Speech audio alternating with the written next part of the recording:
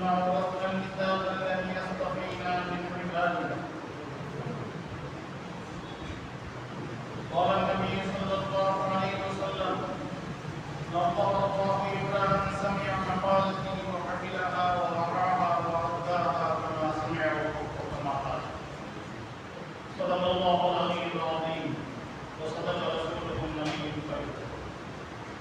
கண்ணியத்திற்கும் மரியாதைக்கும் உரிய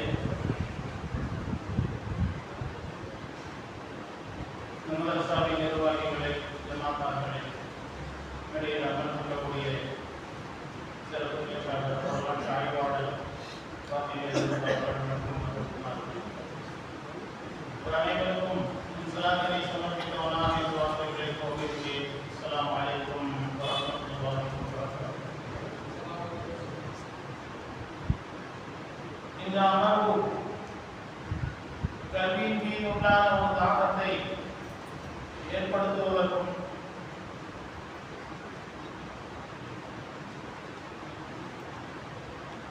அல்லாஹ் ஜல்லஷானஹு தஆலா பெருமானார் ஸல்லல்லாஹு அலைஹி வஸல்லம் அவர்கள் மார்க்க கல்வியினுடைய முக்கியத்துவத்தை எந்த அளவிற்கு அவர்கள் வலியுறுத்தியிருக்கின்றார்கள் என்பதை குறிப்பாக பெண் சமுதாயம் அதில் எவ்வாறு அக்கறை காட்ட வேண்டும் என்பதற்கான ஒரு விழிப்புணர்வாகவும் சில விஷயங்களை கருத்து கொள்ள விரும்புகின்றனர். நூஹ் அலைஹிஸ்ஸலாம் அவர்கள் 950 ஆண்டு காலம் தன்னுடைய நபித்துவத்தை எடுத்துரைத்த போதிலும் இஸ்லாத்தை தழுவியவர்கள் 80 பேர்கள் சொன்னார்.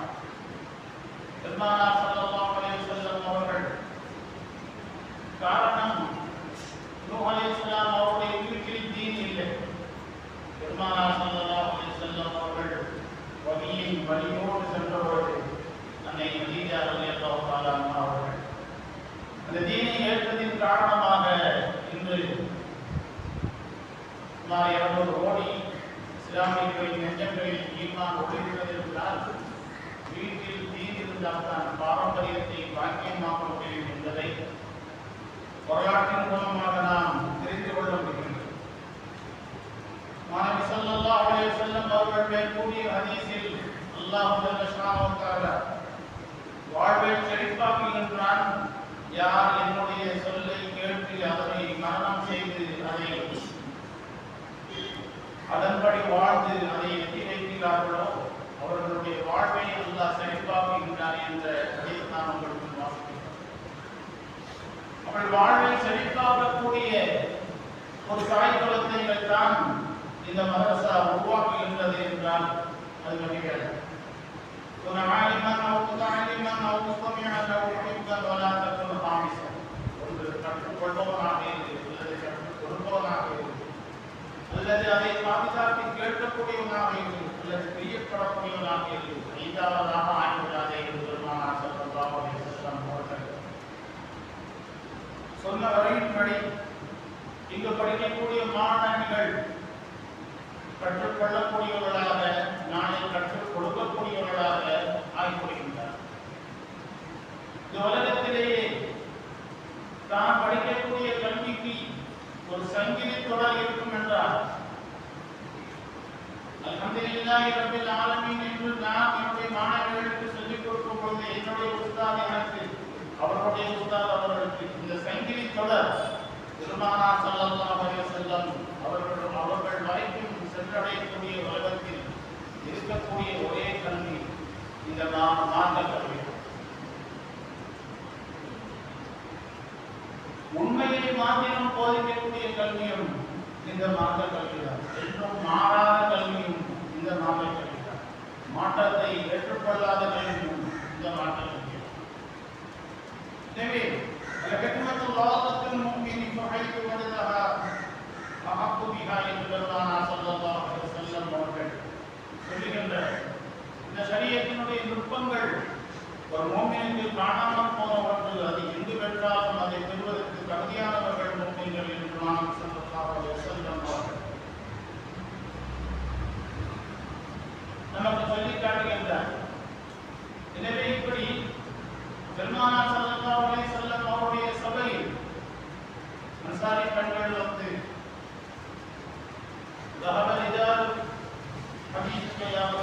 ஆண்கள் எல்லாம் அவர்களுடைய விளக்கங்களை கேட்டு சென்று விடுகின்றார்கள். எங்களுக்காக ஒரு நாளை நீங்கள் ஒதுக்கிக் கொள்ளலாம் என்று கேட்ட விண்ணப்பத்தை பெருமானார் ஸல்லல்லாஹு அலைஹி வஸல்லம் அவர்கள் நிறைவேற்றி வாரத்துக்கு ஒரு நாள் பெண்களுக்காக மார்க்கத்தினுடைய விளக்கங்களை சொல்வதற்கு முன்வைத்திருக்கின்றார்கள் என்றால் ஆண்களுக்கு 6 நாள் சொல்லக்கூடிய விஷயத்தை பெண்களுக்கு ஒரு நாள் சொன்னால் கூட அந்த பெண்கள் அதை ஒழிட முடியும் விழிட முடியும் என்ற கருத்தும் அதில் ஒழிந்திருக்கின்றது என்பதை அன்னை ஆயிஷா சித்திகா ரலியல்லாஹு அன்ஹாவுடைய அறிவுத்திறனை புரிந்து கொள்ளலாம். அப்போ 3 தீனினுடைய 3 2 பகுதியை அன்னை ஆயிஷா சித்திகா ரலியல்லாஹு அவர்களிடம் பெற்றுக் கொள்ளுங்கள் என்று பெருமானார் ஸல்லல்லாஹு அலைஹி வஸல்லம் அவர்கள் கூறுகின்றார்கள் என்றால் நம்முடைய பிள்ளைகள் இதனுடைய கல்வியாய் அன்னை ஆயிஷா சித்திகா ரலியல்லாஹு அன்ஹா அவர்கள் திரைக்கு பின்னால் இருந்து பல சஹாபிகளுக்கு கல்வியை போதித்து காட்டியிருக்கிறார்கள். ஹதீஸினுடைய அவர்கள் 14 கலைகளில் சிறந்தவர்களாக அன்னை ஆயிஷா சித்திகா அவர்கள் இருந்திருக்கிறார். ஹதீஸ்கள் மாத்திரம் அல்ல, குர்ஆனுடைய விரிவுரை பாடப்பிரிவினை பாரம்பரிய அறிவு என்று அன்சாபுகள் யாருடைய அரபி படிப்புவதை சொன்னாலும் கூட அவருடைய பாரம்பரியத்தை எல்லாம் சொல்லக்கூடிய கல்வி கொண்டிருக்கின்றது. அதையும் குறிப்பிட்ட ஒரு சில அமாமிகள் இருந்தார்கள். அந்த அளவுக்கு மதிப்பிற்கும் எல்லையை மாற்றத்தின் கல்வியினுடைய எல்லையை மற்ற மதங்களில் தொட முடியாது. இஸ்லாத்திற்கு அது தடையில்லை. பெண்கள் மாற்றத்தின் எந்த கல்வியினுடைய எந்த உச்சத்தையும் அவர்கள் அடைய முடியும் என்பதை ஆயிஷா சித்திகா ரலியல்லாஹு அன்ஹா அவர்களுடைய விளக்க ஞானங்களிலிருந்து நாம் தரப்படுகிறது. சஹாபியுடைய மரணத்தில் சஹாபிகள் அழுத பொழுது நீங்கள் அழுவதினால் மையத்திற்கு வேதனை செய்யப்படும் என்று சொல்லப்பட்டு அழுகை நிறுத்தப்பட்டது. இப்னு அப்பாஸ் ரலியல்லாஹு அன்ஹு அவர்கள் அன்னை ஆயிஷா சித்திகா அவர்களிடம் குறித்து சந்தேகம் கேட்டபொழுது அன்னை ஆயிஷா சித்திகா ரலியல்லாஹு அன்ஹா அவர்கள் கூறினார்கள், அந்த ஹதீஸினுடைய விளக்கம் அவ்வாறு அல்ல. ஒருவருடைய செய்தியின் காரணமாக இன்னொருவருக்கு எப்படி தண்டனை செலுத்த முடியும்? அதனுடைய ஹதீஸின் விளக்கம் அவர் இறப்பதற்கு முன்பே தானே தனக்கான ஆள வேண்டும் என்று கூறியார்களை அமர்த்திவிட்டு சென்றால் அதற்கு அது பங்கிருக்கிறது. அப்படிப்பட்டவர்களை குறித்துத்தான் பெருமானார் ஸல்லல்லாஹு அலைஹி வஸல்லம் அவர்கள் சொன்னார்கள் என்ற விளக்கத்தை அன்னை ஆயிஷா சித்திகா ரலியல்லாஹு அன்ஹா அவர்கள் குர்ஆன் வழியிலும் ஹதீஸ் வழியிலும் சிறந்த கைது மத்தாவத் துன்யா, இந்த துன்யாவிலேயே சிறந்த வாக்கியம் என்றால் அது இப்ராஹிம் சாலிஹா. இப்படி தொட்ட இடங்களில் எல்லாம் சோனத்தில் அணிந்து விட்டு வாசல் வழியாக நுழையக்கூடிய வழிகளையும் பெருமானார் ஸல்லல்லாஹு அலைஹி வஸல்லம் பெண்களுக்கு தான் லேசாக்கி இருக்கின்றார்.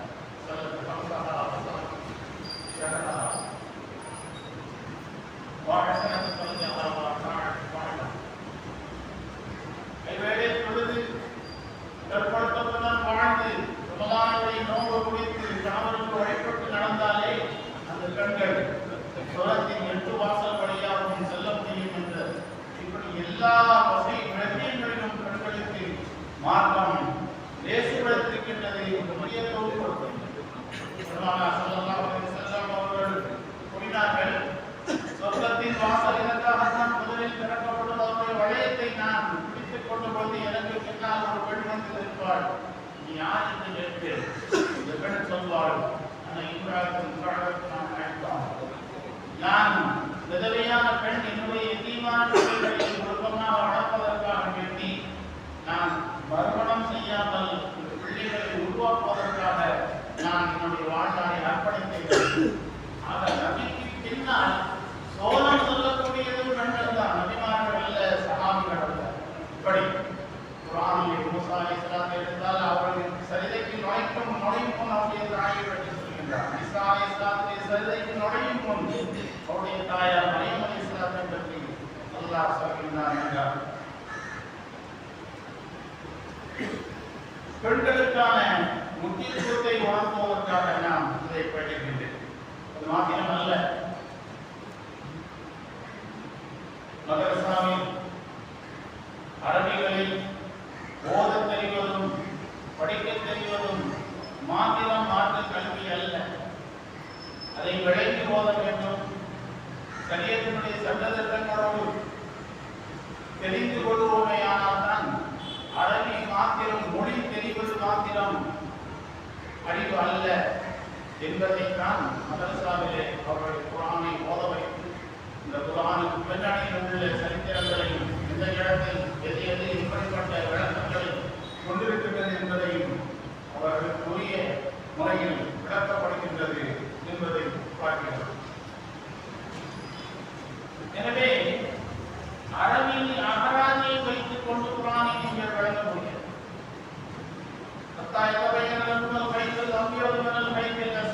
கருப்பு கயிறுக்கும் வெள்ளை கயிறுக்கும் வித்தியாசம் தெரிகிறது வரைக்கும் சடம் சாப்பிடலாம் என்ற ஒரு வசனத்தை வைத்து அதீபுன பாத்தீம் அவர்கள் கருப்பு கயிறை வெள்ளை கயிறை வைத்துக் கொண்டு சாப்பிட்டே இருந்தாங்க. முடிஞ்சிருச்சு. அப்ப அரபி தெரிந்தவர்கள் தான் அவர்கள். அரபி தெரிவது என்பது குர்ஆனில் எந்த நோக்கத்தோடு அது இலக்கியத்தோடு சொல்லப்படுகின்றது என்பதை ஆக இரவின் இருள் நீங்கி பகலின் வெளிச்சம் தொடங்கும் பொழுது என்ற இலக்கியத்தை அல்லாஹ் கூறுகின்றான் என்ற விளக்கத்தை சொன்னவன்தான் அந்த சஹாபிக்கு அது தெரிந்தது என்பதை பார்க்கிறோம். அம்மா அவர்கள் ஒரு பயணத்தின் போது குளிப்பு கடமை ஏற்பட்ட பொழுது தயமம் செய்ய வேண்டும் என்று சொல்லப்பட்டது. அப்போ ஒருவருக்காக தயமம் செய்ய வேண்டும் என்றால் முகத்தையும் கரத்தையும் கழுவ வேண்டும். எனவே இது குளிப்புக்காக கழுவ வேண்டியது என்று பாலைவனத்தில் அவர்கள் உருண்ட தயமம் செய்யணும், குளிப்புக்காக தயமம் செய்யணும். இதுவே பாலைவனத்தில் உருண்டார். அவர் அரபி தெரிஞ்சவர் தான். பெருமானார் ஸல்லல்லாஹு அலைஹி வஸல்லம் அவர்களிடம் சொன்ன பொழுதுதான் அவர்கள் அமைச்சரோடு சொன்னார்கள், யா அம்மா நல்ல உள்ளமாய் ஒட்டிக்கலாமேன்னு சொல்லி அதுக்கு பயமை எப்படி செய்யணும் என்பதை கற்றுக் கொடுத்தார். எனவே இங்கு மாணவிகளுக்கு ஷரியத்தை அப்படித்தான் போதிக்கப்படுகின்றது. குர்ஆனை அதனுடைய இலக்கணம், இலக்கியங்கள் அவர்களுக்கு புரியக்கூடிய அளவிற்கு குர்ஆனை விளங்குவதற்காக குர்ஆனில் ஒரே வார்த்தைகள் கொண்ட பல வார்த்தைகள் இருக்கின்றன.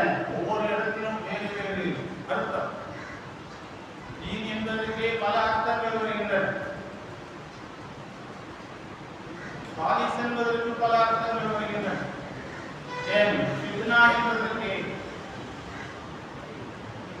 பல அர்த்தங்களை அல்லாஹ் சொல்கின்றான். சில இடத்தில் பாவம் என்றும், சில இடத்தில் தேர்ந்தெடுப்பது என்றும், சில இடத்தில் காரணம் என்றும், சில இடத்தில் ஷிர்க் என்றும், சில இடத்தில் வலால் என்றும் இந்த ஃபித்னாவிற்கு அர்த்தம் வைக்கின்றதை பார்க்கின்றோம். வகை என்றால் ஒரு இடத்தில் கணவன் என்று வருகிறது, ஒரு இடத்தில் அவர்கள் தொடர்புடைய போலி விக்கிரகத்திற்கு அந்த வகை என்று அர்த்தம் வருகிறது. எனவே அகராதியை வைத்து குர்ஆனை வழங்க முடியாது. அதை தெரிவதற்காகத்தான் பிள்ளைகளுக்கு மார்க்க கல்வியை நாம் இங்கு சொல்லிக் கொடுக்கின்றோம். அவர்கள் தன்னுடைய பிள்ளைகளுக்கு சொல்லிக் கொடுப்பார்கள். பாரம்பரியத்தை வாக்கியமாக ஆக்குவதற்கு குர்ஆனை அல்லாஹ் எந்த நோக்கத்திற்காக இறக்கி அருளியிருக்கின்றானோ அந்த நோக்கத்தை தெரிவதற்காக உண்டான ஒரு முயற்சி நம்முடைய வீட்டில் பெண் பிள்ளைகள் அந்த மார்க்கத்தோடு இருக்குமையானால் அந்த வீடும் ஊரும் செழிக்கக்கூடியதாக ஆடிவிடும் என்பதை பார்க்கின்றோம். இப்னு ஹஜர் ரஹ்மத்துல்லாஹி அலைஹி அவருடைய மனைவி உன்சுஹாத் அவர்கள் தான் ஜாமியா அம்ர் பின் ஆஸ் என்ற மஸ்ஜிதிலே புகாரி பாடம் நடத்தக்கூடியவர்களாக இருந்தார்கள். அவருடைய மகளுடைய திருமணத்திற்கு 40 குழந்தைகளின் கிதாபுகள் சீராக சென்றது என்று பார்க்கின்றோம். பெண்கள் இந்த அளவுக்கு கல்வியில் சிறப்பு கிடைத்திருக்கின்றார்கள். அவர்கள் சொல்வார்கள், இந்தியாவிற்கு புகாரி வந்ததை ஒரு பெண்ணினுடைய கையெழுத்து கல்வி மூலமாகத்தான் என்று அவர்கள் கோடிட்டு காட்டுகின்றார். மேலும் அவர்கள் கூறுகின்றார்கள், ஹதீஸ் அறிவிப்பில் பெண்களுடைய அறிவிப்பு ரிவாயத்திற்குமாகிய அந்த ரிவாயத்தில் எதுவுமே தடையும் பெண்கள் எந்த அளவுக்கு சிறந்து விளங்கியிருக்கின்றார்கள் என்பதை பார்க்கின்றோம். நாம் ஷாஃபி இமாம் ரஹ்மத்துல்லாஹி அலைஹி அவர்கள் நம் அனைவருக்கும் தெரியும், மாபெரும் சட்டமேதை. அவர்களுடைய உஸ்தாதுகளுடைய வரிசையில் அன்னை நபீசத்துல் மிஸ்ரி மீது அவர்கள் வருகிறார். நாம் ஷாஃபி இமாம் ரஹ்மத்துல்லாஹி அவர்கள் கொடுத்த தீர்ப்புகளையும் ஃபத்வாக்களையும் நாம் படிப்போமையானால் அவ்வளவு சிந்தனை மிக்கதாக இருந்தது. அதை சொன்னால் அதுக்கு நேரமாக ஒரே ஒரு உதாரணத்தை மாத்திரம் சொல்கிறேன். குர்ஆன் படைக்கப்பட்டதா படைக்கப்படாததா என்ற மாபெரும் கருத்துக்கள் இருந்தன. நாம் அதற்காகத்தான் சிறைக்கு சென்றார். இப்போ அப்படி ஒரு வாதத்திற்கு செல்கின்றார்கள். இமாம் ஷாஃபி ரஹ்மத்துல்லாஹி அலைஹி குர்ஆன் படைக்கப்பட்டது என்று சொல்லக்கூடிய கூட்டத்தை பார்த்து கேட்டார்கள். படைக்கப்பட்ட ஒன்று இன்னொன்றை படைக்குமான்னு கேட்டார். அவங்க சொன்னாங்க, படைக்கப்பட்ட ஒன்று இன்னொன்றை படைக்குமா என்று கேட்டார். அவங்க படைக்காதுங்க. நாம் ஷாஃபி ரஹ்மத்துல்லாஹி சொன்னார்கள், இன்னமா அம்ருஹு இதா அராத ஷைஅன் யகூலு லஹு குன் ஃபயகுன். ஒன்றை படைக்க நாடினால் அவன் குன் என்று சொல்வான், அது படைக்கப்பட்டுவிடும். படைத்தது எதுனா குன் தான். அப்போ குன் படைக்கப்பட்டது என்றால் படைக்கப்பட்டது இன்னொன்றை எப்படி படைக்க முடியும் என்று சொல்ல பொழுது அவர்கள் தன்னுடைய வாதத்தை ஒப்புக்கொண்டு தோல்வியை தழுவினார்கள் என்ற சரித்திர பதிவை நாம் பார்க்கின்றோம். இப்படி நபியினுடைய நோக்கத்தை எல்லாம் கூறும் பொழுது எதுவாரையும் மாயாத்தியும் வேதத்தை ஓதுவதும் அதை இன்று விளக்குவதும் ஷரியத்தினுடைய சட்டத்திட்டங்களையும் ஹதீஸ்களையும் பரப்புரை செய்வதும் விளக்குவதும் உள்ளத்தை பரிசுத்தப்படுத்துவதும் தான் நபியின் நோக்கம் என்றால், இந்த நபியினுடைய நோக்கத்தின் வாரிசுகளாகத்தான் உலமாக்களும் அதை சார்ந்த கல்வியை படித்தவர் வகுக்கின்றார். ஒவ்வொரு துறைக்கும் பெருமானார் ஸல்லல்லாஹு அலைஹி வஸல்லம் அவர்கள் அந்த வாரிசாக ஓதுவதற்கு அவர்கள் கொண்டவர்கள். அதை நின்று விளக்குவதற்காக அப்துல் அப்பாஸ் அவர்கள் கொண்டவர்கள். சக்தியும் உள்ளத்தை பரிசுத்தப்படுத்தக்கூடிய அந்த ஆன்மீக பாட்டையின் அந்த ராஜபாட்டைக்கு அவர்கள் கொண்டவர்கள். இப்படி ஒவ்வொரு துறைக்குமாக ஹதீஸுக்கு விட்டு என்று ஒவ்வொன்றுக்கும் ஒவ்வொரு வாரிசுகளாக உருவாக்கினார்கள். ஒவ்வொன்றினுடைய வாரிசினுடைய அதனுடைய வாரிசுகளாகத்தான் இந்த குர்ஆன் சம்பந்தப்பட்ட அறிவுகளை பெறக்கூடியவர்கள் இருக்கின்றனர். காலத்தில் 6 மாதத்தில் ஒரு பெண் குழந்தை பெற்றுவிட்டார். இது தவறான முறையில் பிறந்தது என்று சொல்லப்படுது. அந்த பெண் அல்லாஹ்வின் மீது சத்தியமாக நான் தவறான வழியில் பிறக்கவில்லை என்று அவர்கள் சத்தியம் செய்கின்றார். அவர்கள் தான் உஸ்மான் அவருடைய ஆட்சி காலத்தில் அவர்களும் அந்த சட்டக்குழுவில் உள்ளவர்கள். அவர்கள் சொன்னார்கள், அந்த பெண் சொல்வது சரிதான். அல்லாஹ் ஒரு தாய் துன்பப்படுவதை என்ற வசனத்தில் அல்லாஹ் சொல்லும்போது 30 மாதம் அந்த தாய் கஷ்டப்படுகின்றார் என்று அல்லாஹ் கூறுகிறார். இன்னொரு வசனத்தில் பாலூட்டுவதை கவுலைனி காமிலைனி 2 ஆண்டு பாலூட்ட வேண்டும் என்று சொல்கிறார். 30 மாதத்தில் பாலூட்டக்கூடிய அந்த 2 வருடத்தை கழித்து விட்டால் மிச்சம் 6 மாதம் தான். 6 மாசத்தில் குழந்தை பெற முடியும் என்பதை இன்றைய விஞ்ஞானமும் வந்து கூறுகின்றது. இது குர்ஆனின் மூலமாக அவர்கள் எடுத்த ஆய்வை அவர்கள் சமர்ப்பித்தார்கள் என்ற தகவலை பார்க்கின்றோம். இப்படி இல்லாம பொக்குமுகளுக்கும் விளக்கங்களுக்குமான வாரிசுகள் தான் உலமாக்கள். உலமாக்கள் புதுசாக எங்கேயோ இருந்து படிக்கவில்லை. அவர்கள் எழுதி வைத்ததை இமாம்கள் சொன்னதை விளங்கி இந்த பிள்ளைகளுக்கு எந்த அளவுக்கு நாங்கள் சரியத்தை கொடுக்க முடியுமோ, மாற்றத்தை கொடுக்க முடியும். உயர்ந்த கல்விகள் இருக்கலாம். 5 வருஷம் கோர்ஸ் இருக்கிறது, 7 வருஷம் கோர்ஸ் இருக்கிறது, 10 வருஷம் கோர்ஸ் இருக்கிறது, 12 வருஷம் கோர்ஸ் இருக்கிறது. ஆனால் எந்த கோர்ஸ் போனாலும் அவர்களுக்கான ஒழுக்கம் ஒன்றுதான். அந்த ஒழுக்கத்தை முழுமையாக இது கொடுக்க தக்குவா ஒன்றுதான். அந்த தக்குவாவை முழுமையாக கொடுக்க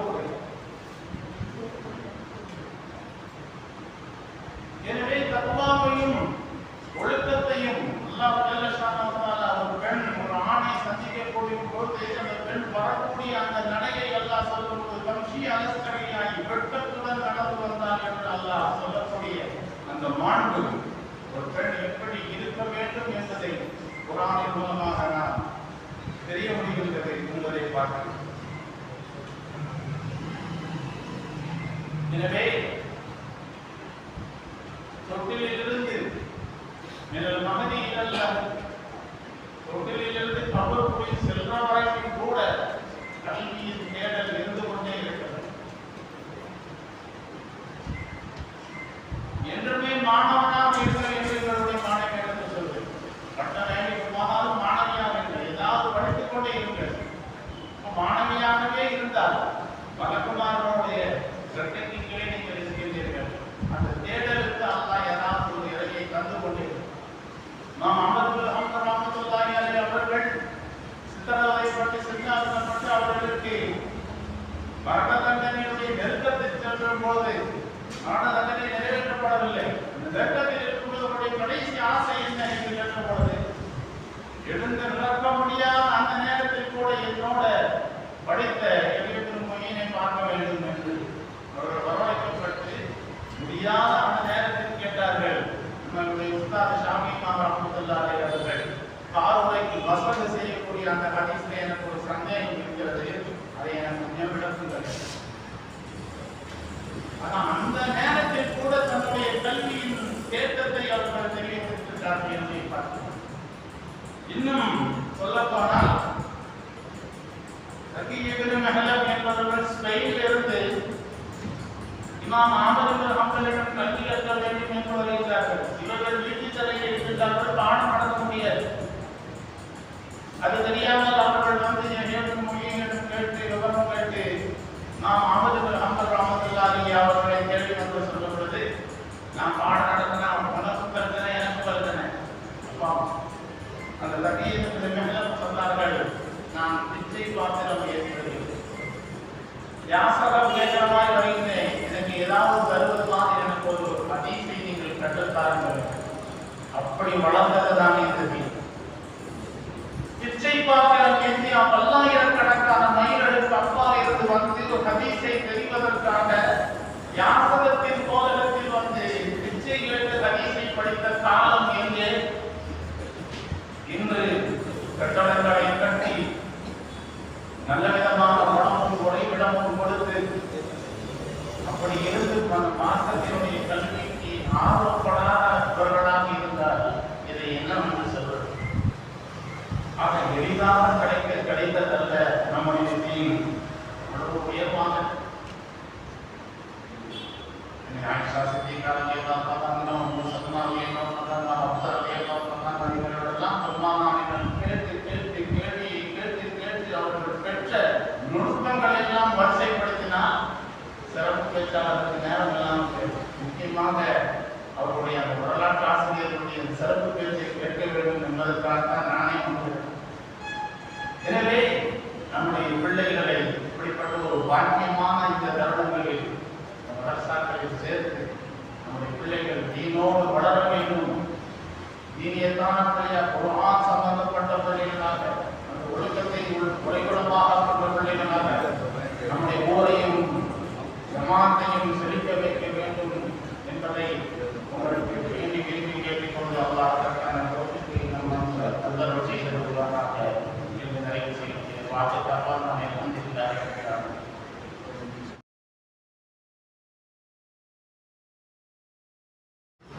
السلام عليكم ورحمة الله وبركاته.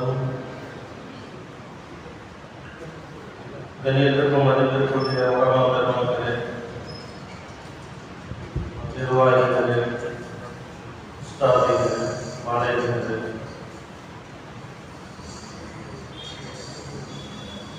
இங்கு வந்திருக்கக்கூடிய அல்லாஹ்வின் நல்லடியார்களே, அல்லாஹ் சுப்ஹானஹு வ தஆலா நமக்கெல்லாம் வழங்கப்பட்ட பெரிய ஞாபகத்தில் அல்லாஹ்வுடைய தீன அல்லாஹ் நமக்கு கிடைச்சது. அல்லாஹ்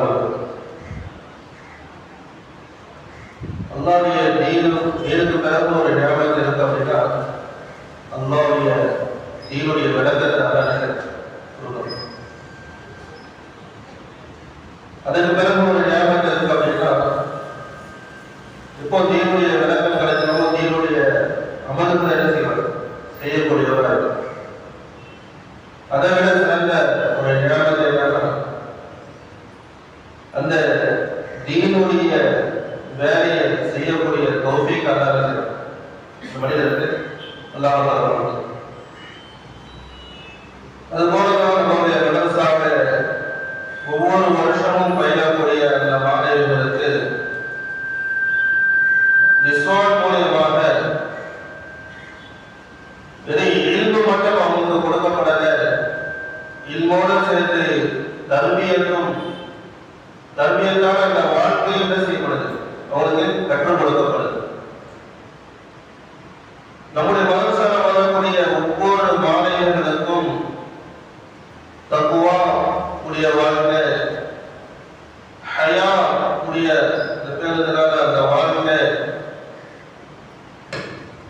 துவா அல்லாஹ்விடத்தில் நேரடியாக தொடர்பு கொண்டு அல்லாஹ்விடத்தில் தன்னுடைய தேவைகளை பாதுகாப்புகளை பெறக்கூடிய அந்த தர்பியத்தை, தவக்குல் என்ற அந்த அல்லாஹ்வை மட்டும் சார்ந்த அந்த வாழ்க்கை, அல்லாஹ்வுடைய தீனை மட்டும் சார்ந்த அந்த வாழ்க்கையுடைய அந்த தர்பியத்தை 24 மணி நேரம் என்ன செய்யப்படுது அவங்களுக்கு கொடுக்கப்பட்டு கொண்டே. இதை கொண்டு நம்முடைய மாணவர்கள் தக்குவாவுடையவர்களாக ஆக வேண்டும். அவர்களுக்கு உலகத்துடைய அந்த பயங்கள் உள்ளத்திலிருந்து நீங்கி அல்லாஹ்வை பற்றியான பயம் உண்டாக வேண்டும் என்பதற்காக வேண்டியும், அவர்களுக்கு உலகத்துடைய ஆசைகளை விட்டு நீங்கி அவர்களுடைய ஆசைகள் உள்ளத்தில் வர வேண்டும் என்பதற்காக வேண்டியும், உலகத்துடைய கவலைகள் உள்ளத்திலிருந்து நீங்கி ஆகக்கூடிய அந்த கவலைகள் அவருடைய வாழ்க்கையில் வர வேண்டும் என்பதற்காக வேண்டியும், இது மாதிரியான இல்முடன் சேர்த்து அவங்களுக்கு தர்பியத்தும் என்ன செய்யப்படுது 24 மணி நேரமும் கொடுக்கப்பட்டுக் கொண்டே. நம்முடைய மாணவிகள் காலைய தஹஜ்ஜத்தில் இருந்து தூங்குற வரைக்கும் அவங்க இல்மும் செய்யக்கூடியவர்களாக இருக்கின்றார்கள், அமலும் செய்யக்கூடியவர்களாக இருக்கிறார்கள், தங்களையும் சீர் செய்கின்றார்கள், தன்னை சார்ந்தவர்களையும் என்ன செய்யறாங்க சீர்திருத்தம். ஏன்னா நாங்கள் அவங்களுக்கு சலது கொடுக்கும் போதே நம்ம என்னென்ன சலது கொடுக்கணும், முப்பள்ளிகாரம் நல்லது கொடுக்கும். முப்பள்ளிகாரம் என்ன எத்தி வழிக்கக்கூடியவர், அல்லாஹ்வுடைய தீன வாழ்க்கையை தன்னோடு மட்டும் வைத்துக் கொள்ளாமல் தன்னை சார்ந்தவர்களுக்கு என்ன செய்யறாங்க அந்த வாழ்க்கையை அந்த இல்மை கொண்டு போய் சேர்க்கிறார். கண்ணியமானவர்களே, இந்த நேரத்தில் நாம் அல்லாஹ்விடத்தில் அதிகமாக கேட்க வேண்டிய கேள்வி, யா அல்லாஹ் எங்களுக்கு பயனுள்ள கல்வியை தந்தருள்வாயாக, பயனற்ற கல்வியை விட்டும் உங்களை பாதுகாப்பாயாக. ஏனென்றால் நபி ஸல்லல்லாஹு அலைஹி வஸல்லம் அதிகமாக துஆ. கண்ணியமானவர்களே, நம்முடைய மதரசாவிலே நம்முடைய மாணவர்களுக்கு பிள்ளைகளுக்கு கற்றுக் கொடுக்கக்கூடிய அந்த இல்மு இருக்கே, இது பயன் தரக்கூடிய கல்வி, இது உள்ளத்தை மாற்றக்கூடிய கல்வி, இந்த உள்ளத்தை அல்லாஹ்வின் பக்கம் திருப்பக்கூடிய கல்வி, இந்த உள்ளத்தை ஆகிரத்தின் பக்கம் திருப்பக்கூடிய கல்வி. உலகத்துடைய கல்வி இருக்கே அதிலே செய்ய அறிவை வளர்க்கும், அதிலே செய்ய ஆர்வத்தை உண்டாக்கும், வழிகட்ட கொண்டு. ஆனா தீனுடைய கல்வி இருக்கே இதிலே செய்யும் உங்களை சொர்க்கத்து வரைக்கும் கொண்டு போய் சேர்க்கக்கூடிய அந்த கல்வி. ஆகையால் இப்படியாப்பட்ட உயர்ந்த இந்த கல்வியை பெற்ற நம்முடைய மாணவிகள் நம்முடைய பொறுப்பை என்ன செய்யணும் இந்த நேரத்தில் விளங்க வேண்டியது இருக்கு. அல்லாஹ் நமக்கு இதை பட்டமாக அல்லாஹ் கொடுக்கிற, இது பெருமைக்காக வேண்டிய அல்லாஹ் கொடுக்கிற, புகழுக்காக வேண்டிய அல்லாஹ் கொடுக்கிற, அல்லாஹ் இதிலே அல்லாஹ் நம்மளுக்கு இதை பொறுப்பாக அல்லாஹ் ஆகியிருக்கான். அதனால இந்த நேரத்தில் நாங்கள் இந்த பொறுப்பை கவலையை நம்ம விலகி இந்த சடங்கு பெறக்கூடியவர்களா இருக்கணும். அதுமாதிரி அந்த பிள்ளைகளுடைய தாய்மார்கள், பெற்றோர்கள், குடும்பத்தார்கள் நபி ஸல்லல்லாஹு அலைஹி வஸல்லம் அவங்களுக்கு இந்த நுபுவத்துடைய பொறுப்பு கொடுக்கப்பட்ட போது ஸல்லல்லாஹு அலைஹி வஸல்லம் எப்படி பயந்தாங்களோ அதை எப்படி நிறைவேற்ற வேண்டும் என்பது தெரியாமல் என்ன செஞ்ச கைதார்கள் போனாங்களோ அது போல என்ன செய்யணும் நம்மளுடைய தீனுடைய பொறுப்பை சரியான முறையில நிறைவேற்றுவதற்காக வேண்டி நம்மளே உலகாக்கிற அருகி இந்த பொறுப்பு நம்ம சரியான முறையில நிறைவேற்றுறதுக்காக முயற்சி செய்யும். இப்ப இல்முனே நம்ம வீட்டுக்கு வந்துருச்சு. இப்ப இந்த இல்ம நம்ம கூட்டி வைக்க முடியாது. நிறைய செய்யணும். நாங்க உம்மத்திடத்துல கொண்டு போய் சேர்க்கணும். இன்னைக்கு உம்மத்தில இல்மு இல்லாம இருக்கிறாங்களே, இப்ப இல்மு இல்லாதவர்களை என்ன செய்யணும், இல்ம கொண்டு போய் சேர்க்கிறது நம்ம வேற பொறுப்பான கடமையாக. எப்படி ஒருத்தருக்கு ஜகாத் கடமையா இருந்துச்சு, ஜகாத்தை நிறைவேற்றுவதற்குரிய பொறுப்பு எப்படி அந்த செல்வத்தின் மீது இருக்கிறதோ அது போல இல்மு இல்லாதவர்களுக்கு இல்முடைய பொறுப்பு இருக்கு. இல்மு இல்லாதவர்களுக்கு கொடுக்க வேண்டியது இல்முடையவர்களுடைய பொறுப்பாக இருக்கு. அதனால நம்ம இல்மு இல்லாதவர்களை தேடி போய் இல்ம கொடுக்கிறது நம்ம மீது பொறுப்பாக இருக்கு. அதனால இந்த பொறுப்பை உங்களுக்கு இலகுவாக்குவதற்காக வேண்டி சென்னை தாயினி சுவாமில ஒவ்வொரு வருடமும் ஓதி முடிக்கக்கூடிய அந்த மாணவர்களுக்கு தர்பியத் செய்து அவங்களுக்கு பக்குவப்படுத்தி அவங்க என்ன செய்யறாங்க, ட்ரைனிங் கொடுத்து அவங்கள ஆசிரியர் பயிற்சிக்காக அனுப்புறாங்க. பல வருஷங்களாக நம்முடைய மதரசாவில் தர்பியத் ஓதி முடித்த அந்த மாணவிகள் பல மதரசாக்கள்ல பல பகுதிகளில் தீனுடைய வேலையில அல்ஹம்துலில்லாஹ் சிறப்பாக செஞ்சு கொண்டு வராங்க. இது போல என்ன செய்ய கியாமத் வரைக்கும் நம்முடைய மதரசா ஓதக்கூடிய அந்த மாணவிகள் தீனுடைய வேலையை சீரும் சிறப்பமாக செய்ய வேண்டும் என்பதாக நேரத்தில் நாங்கள் துவா செய்து கொள்கிறோம். அதுபோல அல்ஹம்துலில்லாஹ் பாருங்க, அல்லாஹ் உலகத்துல 4 வகையான மனிதர்கள் அல்லாஹ் படைச்சார். 4 வகையான மனிதர்கள் அல்லாஹ் படைச்சார். ஒரு வகை மனிதர்கள் அல்லாஹ் தஆலா அவங்களுக்கு என்ன செய்யறான், தீனுடைய விளக்கத்தை அல்லாஹ் கொடுத்திருக்கான், உலகத்துடைய செல்வத்தை அல்லாஹ் கொடுத்திருக்கான். அந்த மனிதர் தீனுடைய விளக்கத்தை கொண்டு அல்லாஹ்வுடைய வழியில் என்ன செய்யறாரு, அல்லாஹ்வுடைய செல்வத்தை செலவு செய்யறாரு. இதை கொண்டு அல்லாஹ்வுடைய அந்த வாக்குறுதி அவர் என்ன செய்யறாரு, அடைஞ்சு கொள்றார். 2வது வகை மனிதர் இருக்காரு, அல்லாஹ் தஆலா அவருக்கு தீனுடைய விளக்கத்தை கொடுக்கிறார். தீனுடைய விளக்கத்தை கொடுக்கிற செல்வத்தை அல்லாஹ் கொடுத்திருக்கான். அவர் தீனுடைய இல்மு இல்லாததின் காரணமாக அவர் என்ன செய்யறாரு, தன்னுடைய செல்வத்தை அவர் வழிகாட்டி என்ன செய்யறாரு, செலவு செய்யறார். இவரு அல்லாஹ்வுடைய தண்டனையில அல்லாஹ்வுடைய எச்சரிக்கைகளை என்ன செய்வார், மாட்டிக் கொள்வார் என்பதாக ஹதீஸுடைய கருத்தாக. 3வது வகை மனிதர் அல்லாஹ் தஆலா அவருக்கு என்ன செய்யல, செல்வத்தை கொடுக்கல, ஆனா இல்ம மட்டும் அல்லாஹ் கொடுத்திருந்தா, தீனுடைய விளக்கத்தை அல்லாஹ் கொடுத்திருந்தா, அவர் என்ன ஆசைப்பட்டாரு, முன்னால் உள்ள மனிதரை போல முதல் மனிதரை போல அல்லாஹ் எனக்கும் அல்லாஹ் செல்வத்தை கொடுத்திருந்தா நான் என்ன செஞ்சிருப்பேன், ஹஜ்ஜி செஞ்சிருப்பேன், நான் என்ன இல்முக்கான உதவி செஞ்சிருப்பேன், ஆலிமுக்கான என்ன செலவு செஞ்சிருப்பேன். இது மாதிரி என்ன செய்யற நல்ல நல்ல விஷயங்கள் என்ன செய்யறாரு, அவரை பார்த்து இவர் என்ன செய்யற ஆசைப்பட்டாரு. இப்ப அல்லாஹ் தஆலா இவர் 2 பேருக்கு என்ன செய்யற, அல்லாஹ் சரிசமமான நன்மைகள் அல்லாஹ் கொடுக்கிறான். 4வது வகை மனிதர் அல்லாஹ்வுடைய தீனுடைய விளக்கத்தையும் அல்லாஹ் கொடுக்கல, செல்வத்தையும் அல்லாஹ் கொடுக்கல. இந்த மனிதர் என்ன செய்ய ஆசைப்படுறார், 3வது மனிதர் கூட ஆசைப்படுறாரு, எனக்கு அல்லாஹ் செல்வத்தை அல்லாஹ் கொடுத்திருந்தா நான் என்ன செய்ய ஜாலியா இந்த உலகத்தை வாழ்ந்திருப்பேனே, அப்படியா என்ன செய்ய ஆசைப்படுறாரு. இப்ப பாருங்க, உலகத்துல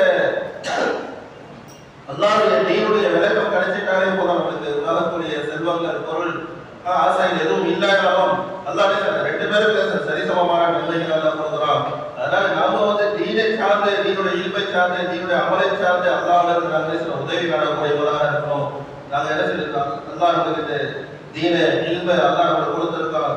அதனால இந்த சடைந்து வாங்கக்கூடிய அந்த மாணவிகள் அல்லாஹ்வுக்கு அதிகமாக நன்றி செலுத்தக்கூடியவர்களாக, அல்லாஹ்வுக்கு அதிகமாக உதவி தேடக்கூடியவர்களாக, அல்லாஹ்வுக்கு அதிகமாக இந்த கடைசி நேரத்தில் அல்லாஹ்வுக்கு தௌபா செய்யக்கூடியவர்களாக, அல்லாஹ்வுக்கு மன்னிப்பு வேண்டக்கூடியவர்களாக இருக்க வேண்டும் என்பதாக கூறி என்னுடைய இந்த சிற்றுரையை முடித்துக் கொள்கிறேன்.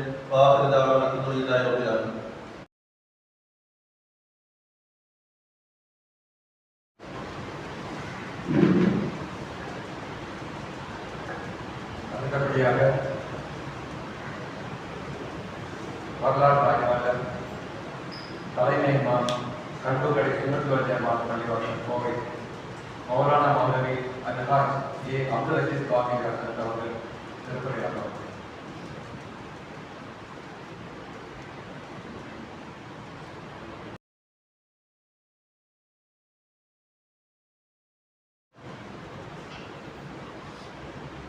السلام عليكم ورحمة الله وبركاته.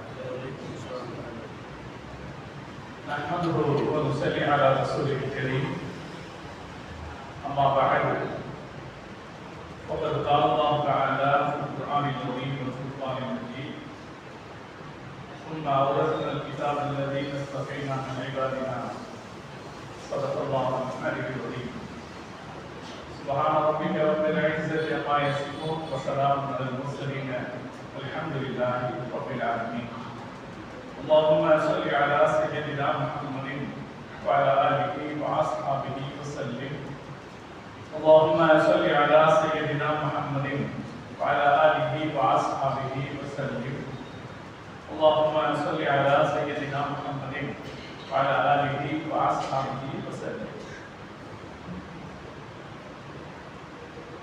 தர்பியத்துல் இஸ்லாம் பெண்கள்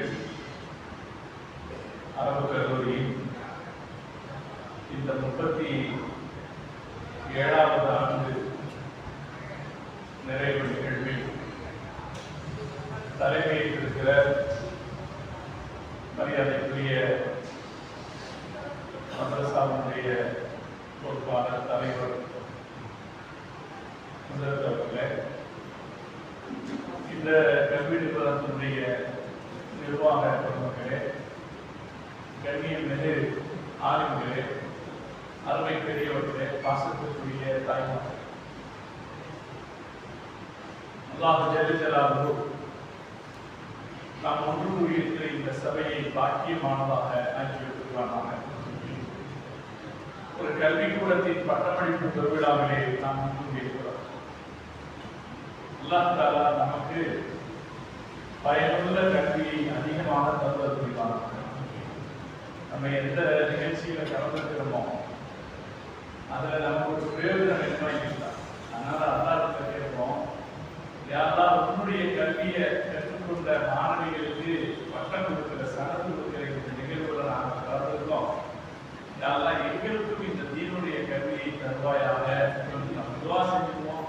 அந்த நல்ல இடத்தில் நாம் இங்கே ஒன்று முடியும். ஒரு துவா செஞ்சுக்கோமா? அப்படி சிந்தனி கைமா யாரெல்லாம் எங்களுக்கு கல்வியை அதிகமாக தருவாயாக துவா செய்வோம். எனக்கு சந்தோஷம். நான் நிறைய பெண்கள் மதரசாக்களுடைய பட்டமளிப்பு விழாக்களிலே கலந்து கொண்டிருக்கிறேன். இந்த வருஷமும் கூட பல நிகழ்ச்சிகளில் கலந்துருக்கேன். இன்னும் பல நிகழ்ச்சிகளில் கலந்து கொள்ள வேண்டியிருக்கு. அதில் இந்த நிகழ்ச்சி எனக்கு சந்தோஷம் அளிக்கிற விஷயம் என்னன்னா, நீண்ட காலமாக நடைபெற்று வரக்கூடிய மதரசா 1989 தொடங்கி இல்லையா? 1989 தொடங்கி சுமார் 37 ஆண்டுகளாக நடந்து கொண்டிருக்கிறது. அல்லாஹ் கியாமத் நாள் வரைக்கும் இந்த நிறுவனத்தை நிலைக்க செய்வானாக. அதனால் ஏற்படக்கூடிய பயனை சமூகத்திற்கு மேலும் மேலும் அல்லாஹ் அதிகமாக தந்தருள்வானாக. இதுல எவ்வளவு மாணவிகள் ஓதி இருக்கிறார்கள் என்று அறியணும்னு நான் ஆசைப்பட்டேன். அசரத்துக்கிட்ட கேட்டேன், இந்த வருஷம் பட்டம் வாங்குறவங்க எத்தனை பேரு, இதுவரைக்கும் பட்டம் வாங்கினவங்க எத்தனை பேருக்கு கேட்டேன். அந்த செய்தி எனக்கு மேலும் சந்தோஷத்தை. 10 மாணவிகள் இங்கே இந்த ஆண்டு முகல்லிதா பட்டம் பெறுகிறார்கள். இதுவரை 728 முகல்லிதாக்கள் உருவாகி. நான் இந்த மதரசாவின் நிர்வாகிகளை மனமாற பாராட்டுகிறேன். அல்லாஹ் தஆலா எல்லா வகையான ஈவுள்ள பாக்கியங்களை உங்களுக்கு தந்துள்ளார். இதனுடைய ஆசிரியர்களை நான் மனமாற பாராட்டுகிறேன். அல்லாஹ் தஆலா உங்களுக்கு ஈவுள்ள பாக்கியங்களை நிறைவாக தந்துள்ளார். வாழ்க்கையில் ஏதேனும் சின்ன சின்ன சிரமங்கள் இருந்தால் அல்லாஹ் இந்த மதரசாவின் பரக்கத்தினால் அந்த சிரமங்களை போக்கி உங்கள் வாழ்க்கையை மகிழ்ச்சிகரமானதாக ஆக்கி வைப்பானாக. சாதாரண விஷயமா 728 பேருக்கு பேசிக்கா குர்ஆன் ஓதுவது கற்றுக் கொடுக்கணும். நிறைய விஷயங்கள் கற்றுக் கொடுக்கணும். நம்ம பேசிக்கா குர்ஆன் ஓதுவது கற்றுக் கொடுத்துருப்பா இல்லைங்களா? 1000 பேருக்கு குர்ஆன் ஓத கற்றுக் கொடுத்திருக்கிறோம் என்றால் அதனுடைய பலன் எப்படிப்பட்டது? அதுவும் சகோதரிகளுக்கு கற்றுக் கொடுக்குது. அதுல குறிப்பா 2 பெண்கள் ஆஃபுல்லாக்கள் ஆகியிருக்கிறார். நான் இந்த சபையிலே ஆரம்பத்திலேயே ஒரு செய்தியை உங்களுடைய கவனத்துக்கு கொண்டு வர்றேன். இன்னைக்கு உலகத்தில் இருக்கிற ட்ரெண்ட் பெண்கள் ஆஃபுல்லாக்கள் ஆகும். பெண்கள் ஹாஃபிலாக்களாவது ஒரு வருஷத்தில் நடைபெறக்கூடிய பட்டமளிப்பு விழாக்களில் நிறைய பட்டமளிப்பு விழாக்களில் நான் பார்க்கிறேன் 7 வயதில் ஹாஃபிலாக்களான பெண்கள், 9 வயதில் ஹாஃபிலாக்களான பெண்கள், அதாவது 3 வயசுல ஹாஃபிலான பெண்கள் நான் பார்த்த பட்டமளிப்பு விழாக்கள். இப்ப சமீபத்துல இளையாங்குடியில ஒரு பள்ளிக்கூடத்துல கூப்பிட்டாங்க, ஒரு ஸ்கூல்ல கூப்பிட்டாங்க. ஏற்கனவே ஸ்கூல் ஃபங்க்ஷனுக்கு அதற்கு கூப்பிடுறாங்கன்னு பார்த்தா அந்த ஸ்கூல்ல ஹிப்ஸ் சொல்லி கொடுக்குறாங்க. அங்க 7வது வகுப்பு படிக்கிற ஒரு மாணவி, 7வது வகுப்புனா என்ன வயசு இருக்குங்க? 7வது வகுப்புனா 12 வயசு, 12 வயசு படிக்கிற ஒரு மாணவி ஹாஃபிலாக இருக்கிறார். இது ஹிப்ஸ் மதரசா அல்ல, ஒரு ஸ்கூல், மெட்ரிகுலேஷன் ஸ்கூல்ல படிக்கக்கூடிய ஒரு மாணவி ஸ்கூல் படிப்பை படிச்சுக்கிட்டு 7வது படிக்கிற பெண் ஹாஃபிலாக இருக்கிறார். நான் உள்ளபடியே அந்த இடத்துல சொன்னேன், உங்களிடத்திலேயும் நான் ஒரு செய்தியை சொல்கிறேன் சகோதரர்களே, எதை மதிக்கணுமோ அதை மதிக்க நாம பழகணும். நான் அந்த கூட்டத்திலே சொன்னேன், இந்த இடத்துல இந்த மாணவி ஜனாதிபதி விருது வாங்கி இருக்கிறார் என்று சொன்னால் இங்க எவ்வளவு கூட்டம் வந்துருக்கும்? நான் அந்த கூட்டத்தில் கேட்டேன், கூட்டம் வந்துச்சு, ஆனால் கேட்டேன், இந்த இடத்துல இந்த மாணவி ஒரு ஜனாதிபதி விருது வாங்கி இருக்கிறார், அவருக்கு பாராட்டு விழா என்று சொன்னால் நம்ம எவ்வளவு மதிப்பு கொடுப்போம்? எவ்வளவு மதிப்பு கொடுப்போங்க? ஆனா ஜனாதிபதி விருது எப்படிப்பட்டது? அது அவ்வளவு புனிதமானதா? சமீபத்தில் ஒரு விளையாட்டு துறையில ஈடுபட்டிருந்த ஒருத்தருக்கு முதல்ல பரிசு அறிவிச்சாங்க. நான் நினைக்கிறேன் சினிமா ஸ்டண்ட் மாஸ்டர் நினைக்கிறேன். ஒருத்தருக்கு பரிசு அறிவிச்சாங்க. எந்த பரிசு? ஜனாதிபதி பரிசு அறிவிச்சாங்க. அதுக்கு அடுத்து பார்த்தா அவர் மீது ஒரு போக்சோ வழக்கு, பெண்களுக்கு அநீதி இழைத்த வழக்கு என்று சொல்லி அந்த பரிசை திருப்பி வாங்கிட்டாங்க. சிலரிடமிருந்து இப்படி பரிசு திருப்பி வாங்கப்பட்டிருக்கிறது. பல பேர் குற்றவாளிகளாகத்தான் இருக்கிறார் இல்லையா? நம்முடைய ஜனாதிபதியிடமிருந்து பரிசு வாங்குபவர்களுடைய நிலைமை எப்படி இருக்குது அப்படின்னு நமக்கு தெரியும். அப்ப அவங்களுக்கு நாம அந்த முக்கியத்துவம் கொடுக்கிறோம். இந்த குர்ஆனை ஓதி முடிக்கிற ஹாஃபிதுகளுக்கு இப்ப மதரசால இருந்து நான் படிச்சு பட்டம் வாங்குகிற ஆலிமாக்களுக்கு நாம என்ன மதிப்பு கொடுக்கிறோம்? ஆனா நீங்க மதிப்பு கொடுத்து வந்திருக்கீங்க, அல்ல அதுக்கு உண்டான பலனை தருவோம். நபி ஸல்லல்லாஹு அலைஹி வஸல்லம் அவர்கள் சொன்னார்கள், யஷ்பஹு ஹாஃபிதுல் குர்ஆனி லிஅஷரின் மின் அஹ்லிஹி. குர்ஆனை மனனம் செய்தவர் அவருடைய குடும்பத்தில் 10 பேருக்கு நாளை சொர்க்கத்திற்காக சிபாரிசு செய்வார் என்று சொன்னார். 10 பேருக்கு எவ்வளவு பெரிய பவர் பாருங்க, யோசிச்சு பாருங்களேன். சொர்க்கத்துக்கு சிபாரிசு செய்கிற தகுதி யாருக்கு தான் கிடைக்கும்? சொர்க்கவாசிக்கு தான் கிடைக்கும் இல்லையா? ஒரு விஷயம் அந்த சொர்க்கவாசிக்கு தான் கிடைக்கும். சரி, ஒரு ஆளை சொர்க்கத்துக்கு அனுப்புறதுங்கிறது அவ்வளவு சாதாரணமான விஷயமா? முகேஷ் அம்பானி நினைச்சாருன்னா ஒருத்தர் சொர்க்கத்துக்கு அனுப்பிச்சிட முடியுமா? வேற யாராவது ஒரு நாட்டினுடைய பிரதமரோ டொனால்டு ட்ரம்ப் நினைச்சாருன்னா சொர்க்கத்துக்கு அனுப்பிட முடியுமா? முஹம்மது ரசூலுல்லாஹி ஸல்லல்லாஹு அலைஹி வஸல்லம் அவர்கள் சொன்னார்கள், யார் குர்ஆனை மனனம் செய்கிறாரோ அவர் 10 பேரை சொர்க்கத்துக்கு அனுப்புவார். இந்த ஹதீஸுக்கு விளக்கம் சொல்லுகிற விரிவுரையாளர்கள் ஒரு செய்தி சொல்லுவாங்க. யார் அந்த 10 பேரு? 10 பேர்னா நல்லவங்களுக்கு சிபாரிசு செய்ய வேண்டிய தேவை இல்லை. நல்லா தெரிஞ்சுக்கிச்சா? நல்லவங்க தானே எங்க போயிடுவாங்க? சொர்க்கத்துக்கு போயிடுவாங்க. சிபாரிசு யாருக்கு செய்யணும்? யாரு தீமை அதிகமானவர்களாக இருக்கிறார்களோ அவர்களுக்கு தான் சிபாரிசு செய்ய வேண்டிய அவசியம் இருக்கு. இப்ப தீமை நிறைந்தவர்களுக்கு தான் சிபாரிசு செய்யணும். அந்த தீமை நிறைந்த 10 பேர் தான் அது யாருக்கு என்பதை விளக்குகிற போது அறிஞர்கள் சொல்லுவாங்க, ஒரு பொண்ணு குர்ஆன் அழுகுறான், குர்ஆன் ஓத ஆரம்பிக்கும் போது அதை எதிர்கொள்கிற மக்கள் 2 வகையாக இருப்பார்கள். ஒரு சாரார் என்ன சொல்லுவாங்க, ஏமா நீ படிக்கிற காலத்துல இருந்து போற, படிப்புல கவனமா இரு, இதெல்லாம் அப்புறம் பார்த்துக்கலாம், ஏதோ கொஞ்சம் ஓதுனா போதும், தொழுகையில் ஓதுற அளவுக்கு தெரிஞ்சா போதும், இதுக்கு மேல எதுக்கு நீ இவ்வளவு ஓதுற என்று சொல்பவர்களாக இருப்பாங்க இல்லையா? அப்படிப்பட்டவர்கள் இருப்பாங்க. இன்னொரு சாரார் என்ன சொல்லுவாங்க, மாஷா அல்லாஹ் நீ குர்ஆன் ஓதுறியாமா, குர்ஆன் ஓதுறியா, 4 ஜுஸு மனப்பாடம் பண்ணிட்டியா, 10 ஜுஸு மனப்பாடம் பண்ணிட்டியா, இந்த மாதிரி வாய்ப்பு யாருக்கு கிடைக்கும்? உனக்கு கிடைச்சிருக்கு. நீ நல்லா போது, கவனமா போது என்று பாராட்டி இருப்பார் இல்லையா? ஒரு ஒரு மாணவர் அல்லது மாணவி குர்ஆனை ஓத வருகிற போது அவரை எதிர்கொள்கிற மக்கள் இப்படி 2 வகையாக இருப்பாங்களே. இதுல 2வது வகையை சார்ந்த 10 பேர் யார் அந்த குழந்தை குர்ஆன் ஓதுகிற போது வரவேற்று வாழ்த்து சொன்னார்களோ அந்த 10 பேர்களுக்கு அவர் அந்த மாணவர் அந்த ஹாஃபிஸ் பரிந்துரைப்பார் என்று ஹதீஸ்களை விரிவுரையாளர்கள் விளக்குகிறார். சகோதரர்களே, இந்த கூட்டத்தில் நாம் கூடியிருக்கிறோமே, நாம இந்த நற்செய்திக்கு சொந்தக்காரர். இவங்க 10 பேருக்கு பரிந்துரை செய்வார்கள் என்றால் இந்த 10 பேர் இப்ப 10 பேர் இங்கே பட்டம் பெறாங்க. 10 பேர் பட்டம் பெற்றா எத்தனை பேருக்கு பரிந்துரை செய்ய முடியும்? 100 பேருக்கு பரிந்துரை செய்ய முடியும் என்றால் அந்த 100 பேர் லிஸ்ட்ல யாரு போனா நாம இருப்போம். ஏன்னா நம்ம ஆதரிச்சது உட்கார்ந்து, நாம் ஆதரிச்சது உட்கார்ந்து, வாழ்த்துவதற்காக உட்கார்ந்து. எண்ணிக்கை என்பதெல்லாம் அது ஒரு அல்லாஹ்வுக்கு பெரிய விஷயம் அல்ல. அல்லாஹ் 10 பேர்ல கரெக்டா 10 பேர் அல்லாஹ் எண்ணி பார்த்து என்ன செய்ய மாட்டான், உள்ள விடுறது இல்லை. அல்லாஹ் நம்ம எண்ணத்தை பார்த்து நமக்கு நன்மைகள் இருக்கிறது. அதனாலே சகோதரர்களே, இந்த இஃபுல் பண்றதுங்கிற பழக்கம் இருக்கு பாருங்க, அது இன்னைக்கு ஒரு ட்ரெண்டா இருக்கு. நான் இந்த நிர்வாகிகளை கேட்டுக்கொள்வேன், நீங்க ஸ்கூல் படிச்சுக்கிட்டே இஃபுல் பண்ணிக்கலாம் அப்படின்னு ஒரு செக்ஷனை தொடங்குனீங்கன்னா நிறைய ஆப்புகளை நாம் உருவாக்கி விட முடியும். நாம ஒரு ஏற்பாடு செஞ்சுட்டோம்னு நினைக்கிறேன். இங்க தங்கி தான் ஓத முடியும்னு நம்ம சொல்லியிருக்கோம்.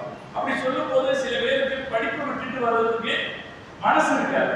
நீங்க படிச்சுக்கலாம், படிச்சுக்கிட்டு ஒரு பக்கம் நீங்க இம்ப்ரூவ் பண்ணிக்கலாம்னு சொன்னா இன்னைக்கு இருக்கிற தாய்மார்களுக்கு, இன்னைக்கு இருக்கிற பெற்றோர்களுக்கு அதை கோல்டன் சான்ஸா நினைக்கிறார், ஒரு தங்க வாய்ப்பாக பலரும் நினைக்கிறார். அதனாலே இன்னைக்கு பல பகுதிகளிலும், தமிழகத்தின் பல பகுதிகளிலும் நாம மதரசாக்கள், பெண்கள் மதரசாக்கள் நடக்கிற போது ஹாஃபிலாக்களுடைய எண்ணிக்கை அதிகரித்து கொண்டே வருது. நீங்க 2 ஹாஃபிலாக்கள் உருவாகி இருந்ததாக சொன்னீங்க. இன்ஷா அல்லாஹ் நீங்க ஒரு முயற்சி செய்யுங்க, நிறைய ஹாஃபிலாக்களை உருவாக்கி விட முடியும். இந்த உலகத்துல குர்ஆனை சிறப்பா ஓதுனா, மனனமா சிறப்பா ஓதுனா அது எவ்வளவு பெரிய மகிழ்ச்சிக்குரிய விஷயம் தெரியுமா? குர்ஆனை சிறப்பா ஓதுனா அது எவ்வளவு பெரிய மகிழ்ச்சிக்குரிய விஷயம். நம்ம ஒவ்வொருத்தரும் இன்ஷா அல்லாஹ் மனசுல ஒரு அஸ்ம் வச்சுக்கணும், நான் குர்ஆனை சிறப்பா ஓதுவேன். எந்த சூறாவை ஓத தெரியுதோ அதை சிறப்பா ஓதுவேன். அப்படி ஓதினால் அதன் நன்மை என்ன தெரியுமா சகோதரர்களே? நான் பல கூட்டங்களிலும் சொல்லுகிற ஒரு செய்தி உங்களோடு பகிர்ந்து கொள்கிறேன். இஸ்லாமிய வரலாற்றில் சாலிம் மௌலா அபி ஹுதைஃபா என்ற ஒரு சஹாபி இருக்கிறார். பொதுவா எப்படி இருக்கு பேரு? உமர் இப்னுல் கத்தாப். இஸ்லாமிய பேர்கள் எப்படி சொல்லப்படும்? கத்தாபின் மகன் உமர், உஸ்மான் இப்னு அஃபான், அஃபானின் மகன் உஸ்மான். இப்படித்தான் இருக்கும். இவர் பேரு சாலிம், பேர் சாலிம். ஆனா எப்படி சொல்லப்படுகிறார் என்றால் சாலிம் மௌலா அபி ஹுதைஃபா, அபூ ஹுதைஃபாவின் அடிமை சாலிம் என்று சொல்லப்படுகிறார். அபூ ஹுதைஃபாவின் அடிமை சாலிம் என்று சொல்லப்படுகிறார் இன்று வரை. முஹம்மது ரசூலுல்லாஹி ஸல்லல்லாஹு அலைஹி வஸல்லம் அவர்களுடைய தோழர்களில் மிகச் சிறப்பான தோழர். ஆனால் நீக்ரோ இனத்தை சார்ந்தவர். நீக்ரோக்களில் கூட மிக பங்கரையான தோற்றம் கொண்டவர். பெரிய உதடு, மெல்லிய உடல். நீக்ரோக்கள் சாதாரணமா எப்படி இருப்பாங்க? நல்ல விரலாத்தமா இருப்பாங்க. அக்கா போய் பாருங்க, மாஷா அல்லாஹ், நம்ம மேல லேசா உரசனா போதும், நம்ம கீழே விட்டுருவோம் இல்லையா? பக்கமா நிற்கிறான் அப்படி நம்ம பார்த்துருவோம். அந்த அளவுக்கு ஆளுங்க பலசாலியா இருப்பாங்க நீக்ரோ. ஆனா இவரு உடம்பு ரொம்ப மெலிசு, மெல்லிய உடல்காக பார்க்கிறதுக்கு அழகு இருக்கு. அவரை சந்தையில் அடிமையாக, சிரியாவின் சந்தையில் அவரை இருக்கிறார்கள். அடிமையின் சந்தையில், சிரியாவின் சந்தையில் அவரை அடிமையாக இருக்கிறார். எல்லா அடிமைகளும் விற்று தீர்ந்து விட்டார்கள். இவரை மட்டும் வாங்குவதற்கு யாரும் இல்லை. மதீனாவிலிருந்து ஒரு வியாபாரி போயிருந்தார். அவர் 30 அடிமைகளை வாங்கினார். அப்ப அந்த முதலாளி என்ன செஞ்சாரு? இவரை நீங்க எக்ஸ்ட்ராவா எடுத்துட்டு எக்ஸ்ட்ராவா எடுத்துட்டு போயிட்டீங்க அப்படின்னு சொல்லிட்டார். அந்த அடிமைய அவர் எக்ஸ்ட்ராவா எடுத்துட்டு வந்து மதீனால விற்கிறதுக்கு சந்தையில் இருக்கிறார். மதீனாவிலும் அதே போல நடந்தது. எல்லா அடிமைகளும் விலை போய்விட்டார்கள், சாலிம் மட்டும் விலை போகவில்லை. அவரை வைத்திருந்த அந்த எஜமானன் காலையிலிருந்து காத்து பார்த்தாரு, யாராவது வாங்குவாங்களான்னு காத்து பார்த்தாரு. கடைசியில வெயில் ஏறிய உச்சியில் அவர் என்ன சொல்லிட்டாரு, இதுக்கு மேல உனக்காக நான் இங்க நிக்க முடியாது, அதனால நீ உன்னையே வித்துட்டு காசை எனக்கு கொண்டு வந்து கொடுத்துரு அப்படின்னு சொல்லிட்டு போயிட்டார். அந்த அடிமை சாலிம் ரலியல்லாஹு அன்ஹு மதீனாவின் சந்தையில் நின்று கொண்டு என்னை விலைக்கு வாங்குவார் உண்டா சத்தப்படுத்தார்.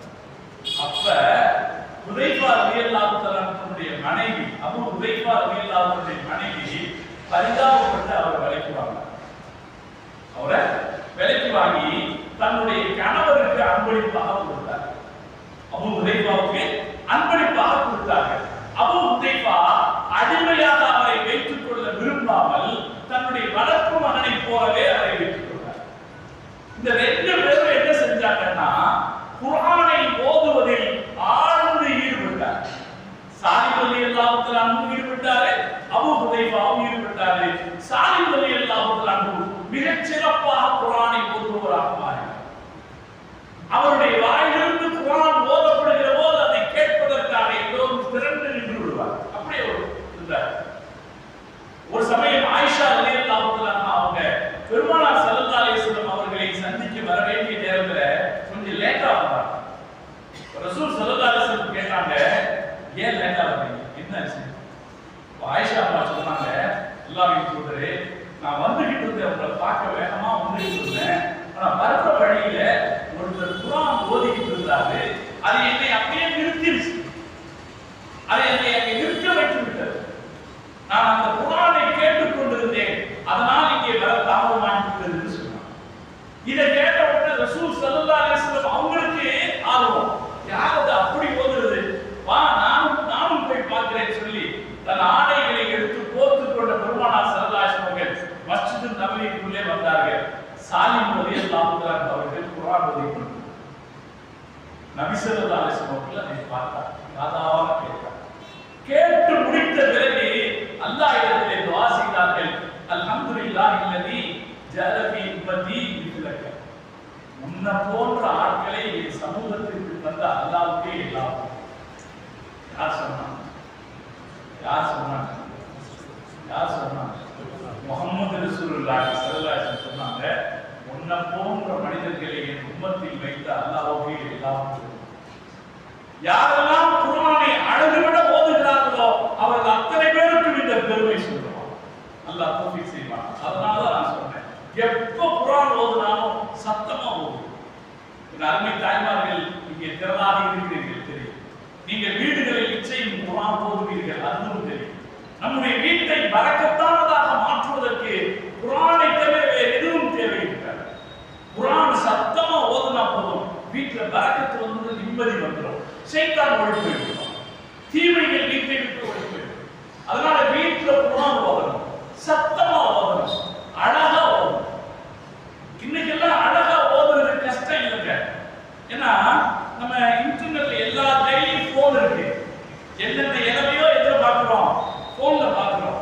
இதுல குர்ஆன் அழகா ஓதுறத ஒரு தடவை நம்ம பார்த்துட்டு வைக்கல, அதுவே திருப்பி வரணும் இல்லையா? அதை நாம காதுக்குள்ள ஹெட்போனை வச்சுட்டோம் அல்லது அதை கவனமா கேட்டுட்டோம்னா நாமளும் என்ன செய்ய முடியும்? அழகா ஓதலாமா இல்லைங்களா? இன்னைக்கு எல்லாம் அழகா ஓதுறது, கிராத்தம் ஓதுறது கஷ்டம் இல்லாத விஷயமா போயிடுச்சு. பல இடங்களில் கல்லூரிகளில் இந்த வழக்கத்தை கடைபிடிக்கிறார்.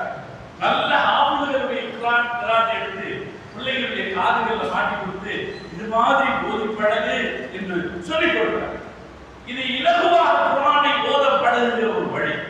அதனால சத்தமாக அழகாக நாம் குர்ஆனை ஓதுவோம் என்றால் அது யாருக்கு சந்தோஷம் தருகிற செய்தி?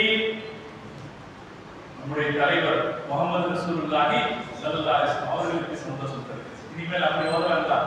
இன்ஷா அல்லாஹ் நம்ம குர்ஆன் ஓதுனா சத்தமா ஓதுவோம். குழந்தை வச்சு யாருக்காவது கேட்கணும், நமக்காவது அது கேட்கணும். அழகா கிராத்தன் அழகா அப்படி ஓதுவது மகிழ்ச்சிக்குரிய விஷயம். அதனாலே இங்கே ஆபத்துகளுக்கான பட்டமளிப்பு, இங்கே ஆபத்துகளுக்கான ஏற்பாடு இருக்கிறதுன்றது ரொம்ப சிறப்பான விஷயம். இன்ஷா அல்லாஹ் நிர்வாகத்தை நான் ஆரம்பமாகவே மறந்துவிட்டாதுன்னு நான் ஆரம்பத்தில் சொல்றேன். ஒரு ஞாபகத்தில் வைங்க. இன்ஷா அல்லாஹ் பிள்ளைங்க படிச்சுக்கிட்டே வந்து குர்ஆனை ஹாஃபிலாக. தாய்மார்களுக்கு அந்த ஆசை நிறைய பெற்றோர்களுக்கு அந்த ஆசை இருக்கு. நம்முடைய பிள்ளைகளை ஹாஃபிலாக்களாக ஆக்கணும்ன்ற ஆசை இருக்கு. அவங்க கொண்டு வந்து கொடுப்பதற்கான ஒரு வாய்ப்பை நாம் ஏற்படுத்தி கொடுத்தால் நிறைய ஹாஃபிலாக்களை உருவாக்க.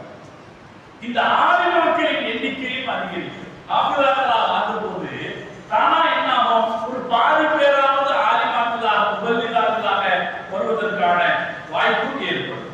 இதுவும் இன்றைய காலகட்டத்தில் அத்தியாவசியமானது.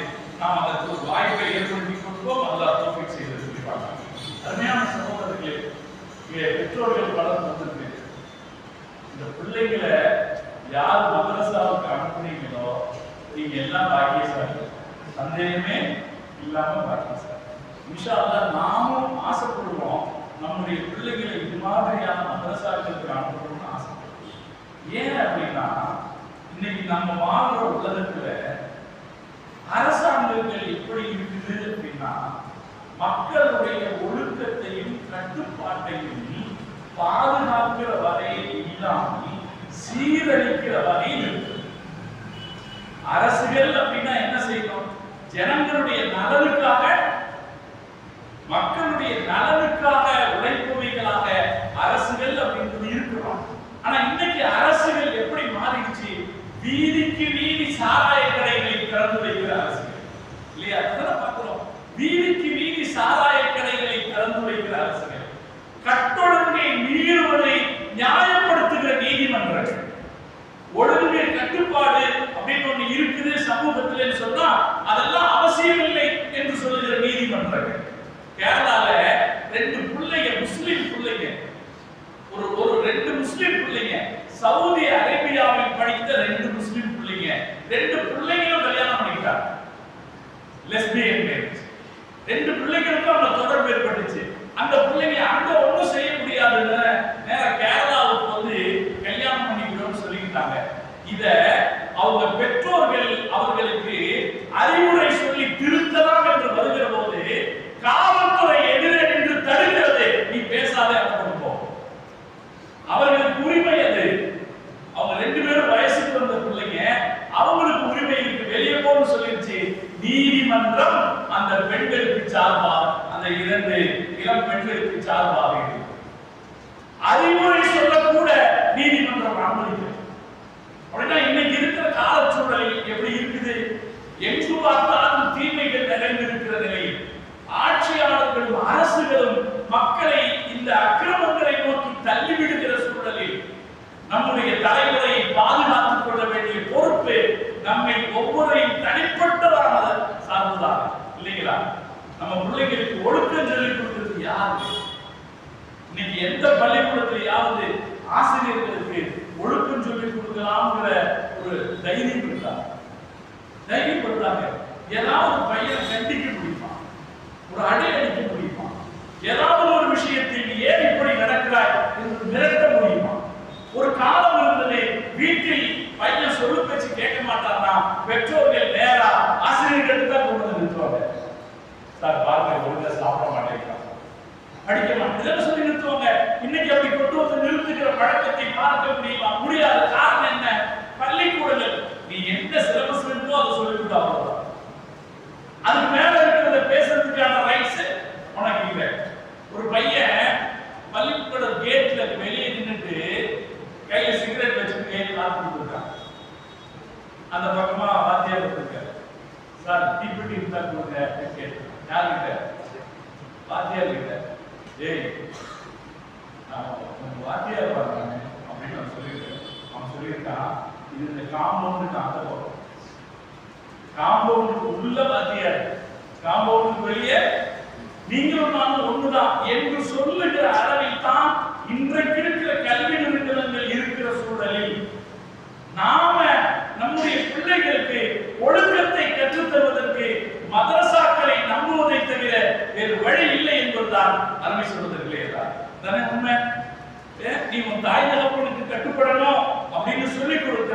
இடம் இன்றைக்கு மதரசா மட்டுமாகத்தான் இருக்கு. நீ பெரியவர்களை மதிக்கணும் என்று சொல்லிக் கொடுக்கிற இடம் மதரசா மட்டுமாகத்தான் இருக்கிறது. ஏன்? அல்லாஹ் மதிக்கணும், அல்லாஹ்வுடைய தூதரை மதிக்கணும் என்று சொல்லிக் கொடுக்கிறதுக்கான இடம் இங்கதான் இருக்கு. மதரசா மட்டும்தான் இருக்கு. இதை நாம் உணரணும். சகோதரர்களே, நம்முடைய பிள்ளைகளுக்கு நாம் எவ்வளவு பெரிய கொடையை தருவதை விட ஒழுக்கத்தை கற்பித்திருப்பதுதான் பெரிய கொடை என்று நம்முடைய தலைவர் முகமது ரசூலுல்லாஹி ஸல்லல்லாஹு அலைஹி வஸல்லம் ஒழுக்கம் தாங்க வாழ்க்கையில ரொம்ப பெருசு. இன்னைக்கு சகோதரிகள் இருக்காங்க, நான் அவங்களுக்கு இன்னைக்கு இருக்கிற உலகம் எல்லாருக்கும் ஓப்பன் மைண்டடா திறந்து விடுறது. அதனால எல்லாரும் எப்படி பண்ணிட்டாங்கன்னா, என் வாழ்க்கை மை ரூல் மை லைஃப், என் வாழ்க்கை அந்த வாழ்க்கைக்கு நான் போட்டுக்கிற சட்டங்கள் அதுதான் அப்படிங்கிற அளவுல இன்னைக்கு போறாங்க.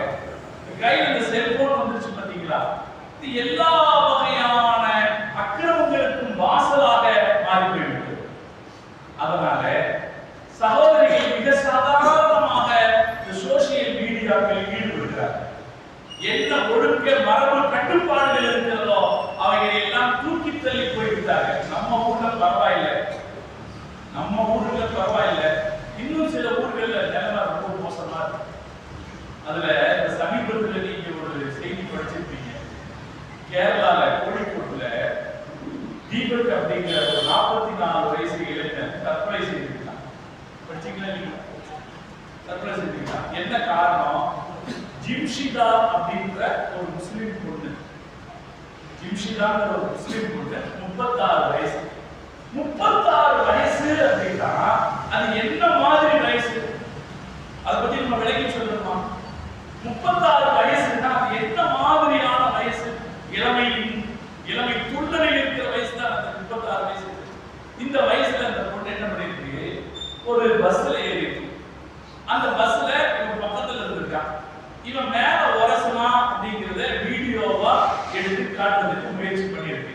அவன் பக்கத்துல நிக்கிறான், அவன் மேல உரசறத வீடியோவா எடுத்து போட்டுருச்சு. இந்த அம்மாவுக்கு நோக்கம் என்னன்னா அதிக லைக் வரும். இன்னைக்கு அதானே ஜனங்கள் போட்டு இந்த பாட்டு லைக்ஸ் வரணும் ஏதாவது இருக்காங்க, அதிக லைக் வரும். அது போட்ட மாதிரி போட்ட 2 நாள்ல 20 லட்சம் லைக் வந்துருச்சு. 2 பில்லியன் லைக்ஸ் வந்துருச்சு, 20 லட்சம் லைக்ஸ் கிடைச்சிருச்சு. ஆனா அந்த பையன் இதுல பணம் படைஞ்சு 44 வயசு தீபக்கு தற்கொலை பண்ணிட்டான். படிச்சீங்களா இல்லையா? நீங்க நடந்துச்சு. நடந்த பிறகு என்ன ஆச்சு நிலவரம்? இன்னைக்கு என்ன நடக்குது? 20 லட்சம் லைக் கொடுத்த இந்த மக்கள் எல்லாரும் ஒன்றுபட்டு அந்த பொண்ணுக்கு எதிராக மாறிட்டாங்க, ஜிம்ஷிதாவுக்கு எதிராக மாறிட்டாங்க. இன்னைக்கு அந்த பொண்ணுக்கு ஆதரவா பேசுறதுக்கு ஒருத்தர் கூட கிடையாது. எங்க பஸ்ல போகும்போது ஒரு ஆண் ஒரு பெண்ணுக்கு இடையூறு செய்யலாமா? செய்யக்கூடாது. அவர் இடையூறு செய்ய போய்த்தானே இந்த அம்மா போட்டோவா எடுத்துச்சு. இந்த நியாயத்தை கேட்கறதுக்கு ஒருத்தர் கூட கிடையாது. இந்த அந்த பெண்மணி மரண தண்டனையும் கிடைக்கலாம், கண்டிப்பாக ஆயுள் தண்டனை கிடைக்கும் என்கிற அளவில் ஒரு தண்டனையை எதிர்பார்த்து அந்த பெண்மணி ஜெயித்தது. என்ன காரணம்? ஒழுக்க வரையறைய மீறி கொண்டதுதான காரணம். எல்லாரும் அதுக்கப்புறம் அந்த பொண்ணை போஸ்ட்மார்டம் பண்றான். இந்த அம்மா இறக்காமலே போஸ்ட்மார்டம் பண்றான். இந்த அம்மா தேவைக்கு புர்கா போட்டுருக்கோம், அதுக்கப்புறம் புர்காவை கட்டிட்டு ஃபேன்சியா நடக்கும். இங்க இருந்தா புர்கா போட்டுக்கும், வெளியில போனா புர்காவை கட்டிக்கிறோம். இப்ப இந்த பஸ்ல ஏறும்போது அதுக்கிட்ட என்னெல்லாம் இல்ல, புர்கா இல்ல, எதுவும் இல்லை. கவர்ச்சிகரமான தோற்றத்தோடு ஒரு பஸ்ஸில் ஏறி ஒரு ஆள் பக்கத்துல வந்து மோதின உடனே அந்த வீடியோவாக எடுத்து போட்டது அந்த பெண்ணின் வாழ்க்கையை பெரிய அளவில் கேள்விக்குள்ளாக்கி. ஒழுக்க கேடு நிகழ்கிற போது அது எவ்வளவு தூரத்திற்கு நம்முடைய வாழ்க்கையை பாதிக்கலாம் என்பதற்கு ஒரு சமீபத்திய உதாரணம் நம்முடைய சகோதரிகள் புரிந்து கொள்ள வேண்டும். நான் சகோதரிகளிடத்தை சொல்வது, வாட்ஸ்அப்ல டிபியாக கூட உங்கள் புகைப்படங்களை வைக்காதீர்கள். வாட்ஸ்அப்ல டிபியாக கூட உங்கள் புகைப்படங்கள் நல்ல விஷயத்துக்கு பயன்படுத்திக்கலாமா? வேற நம்ம மறுக்கல.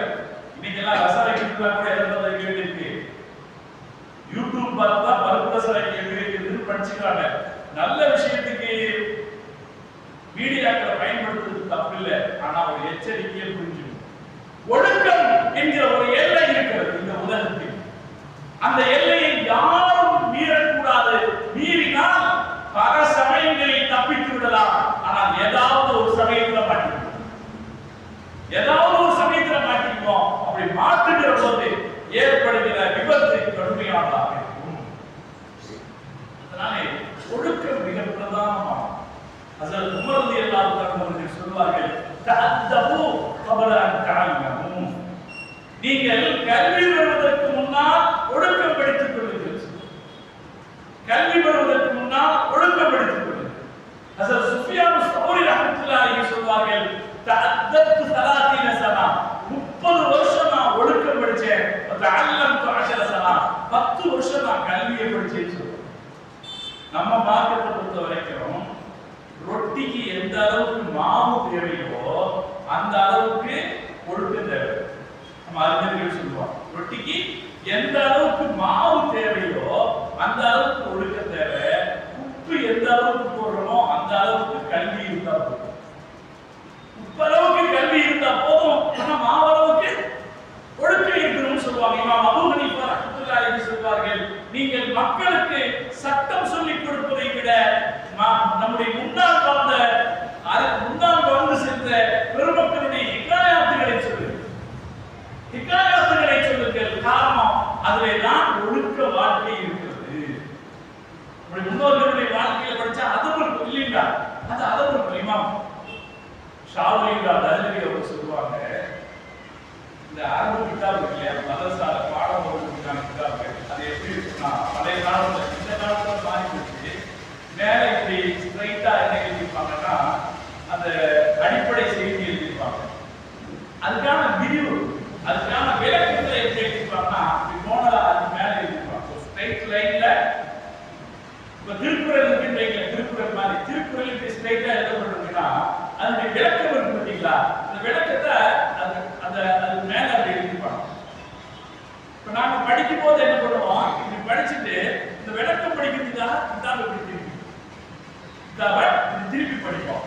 ஷாவுலில்லா தஹ்லவி ரஹ்மத்துல்லாஹி அலைஹி சொல்கிறார்கள், நான் விளக்கம் பார்ப்பதற்காக கிதாபை திருப்ப மாட்டேன், நான் திருப்பிக் கொள்வேன்.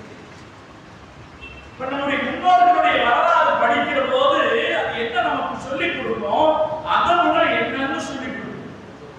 அதை விட என்ன அப்படின்னு நமக்கு சொல்லிக் கொடுக்கும். ஷாவுலில்லா தஹ்லவி சொல்கிறார்கள், நான் குர்ஆனுக்கு மேல் ஹதீஸ் கிதாபு வைக்க மாட்டேன், ஹதீஸ் கிதாபுக்கு மேல் ஃபிக்ஹ் கிதாபு சட்ட நூல் வைக்க மாட்டேன்.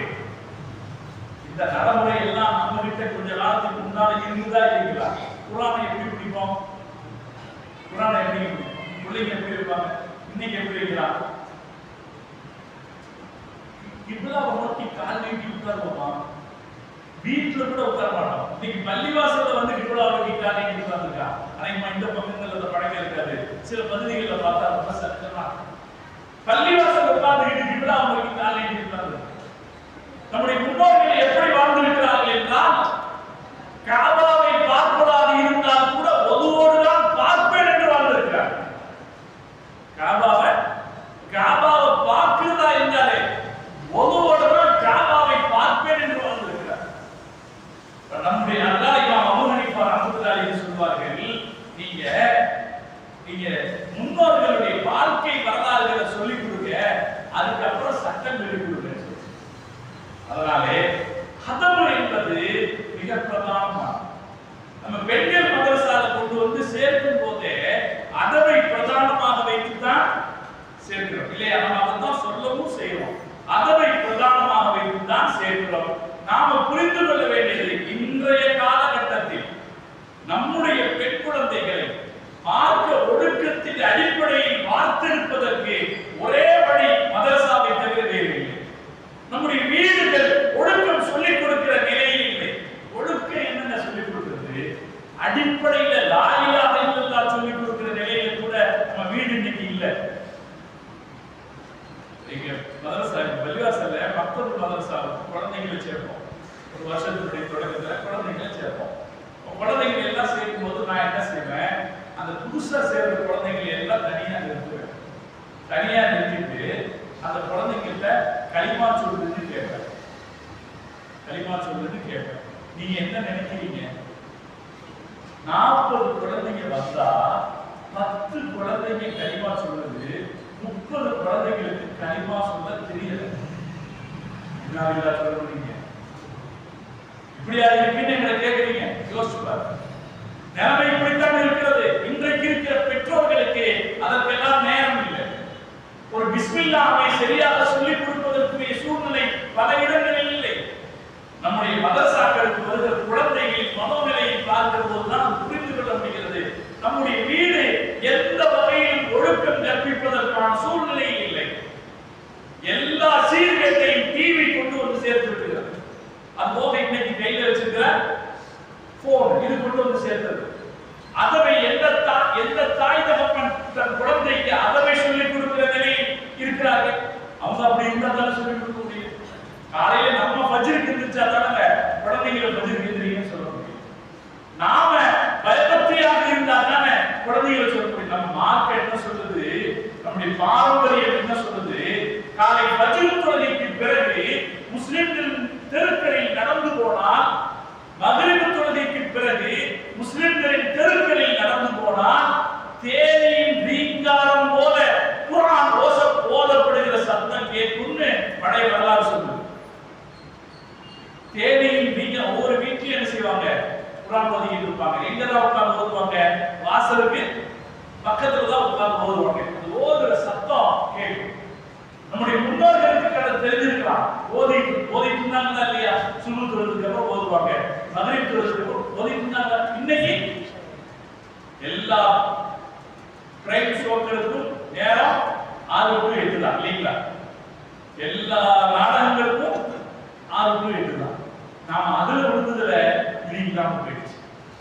ஓத வந்தா நீ அந்த பக்கம் போய் ஓது, நான் டிவி பார்க்கணும்னு சொல்லக்கூடிய சூழ்நிலையில் குடும்பங்கள் இருக்கிற போது மதரசாக்களின் மரியாதையை நாம் புரிந்து கொள்ள வேண்டும். இந்த மதரசாக்கள் இல்லை என்றால் இன்றைக்கு மார்க்கத்தை சொல்லிக் கொடுப்பதற்கு, மார்க்க ஒழுக்கத்தை சொல்லிக் கொடுப்பதற்கு வேறு இடம் கிடையாது என்பதுதான் யதார்த்தம்.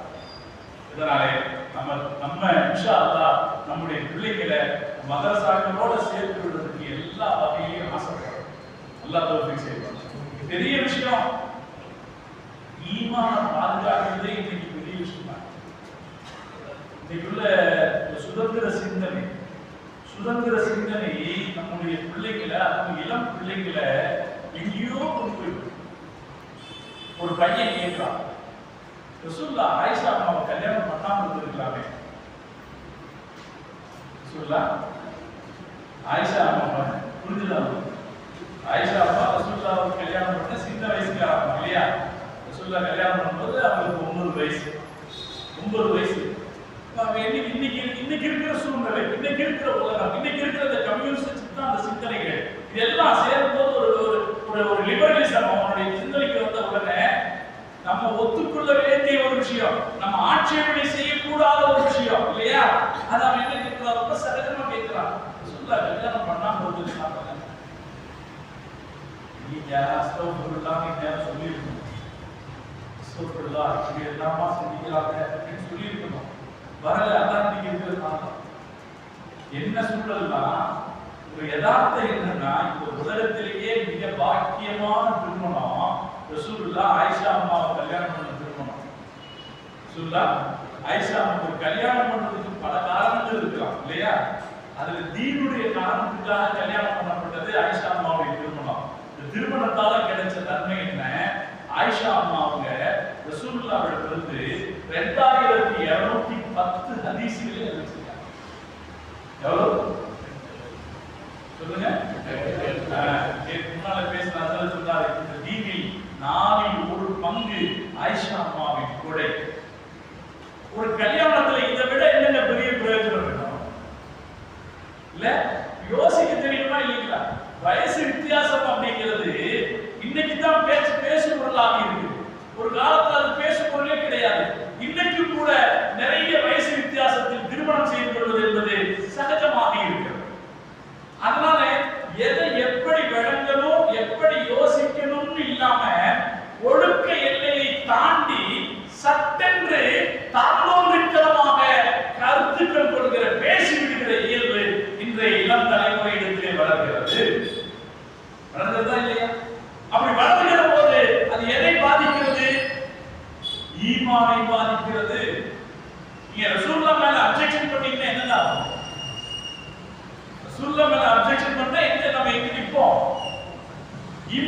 எந்த கட்டத்திலும் நாம் இருக்க முடியாதல்லவா?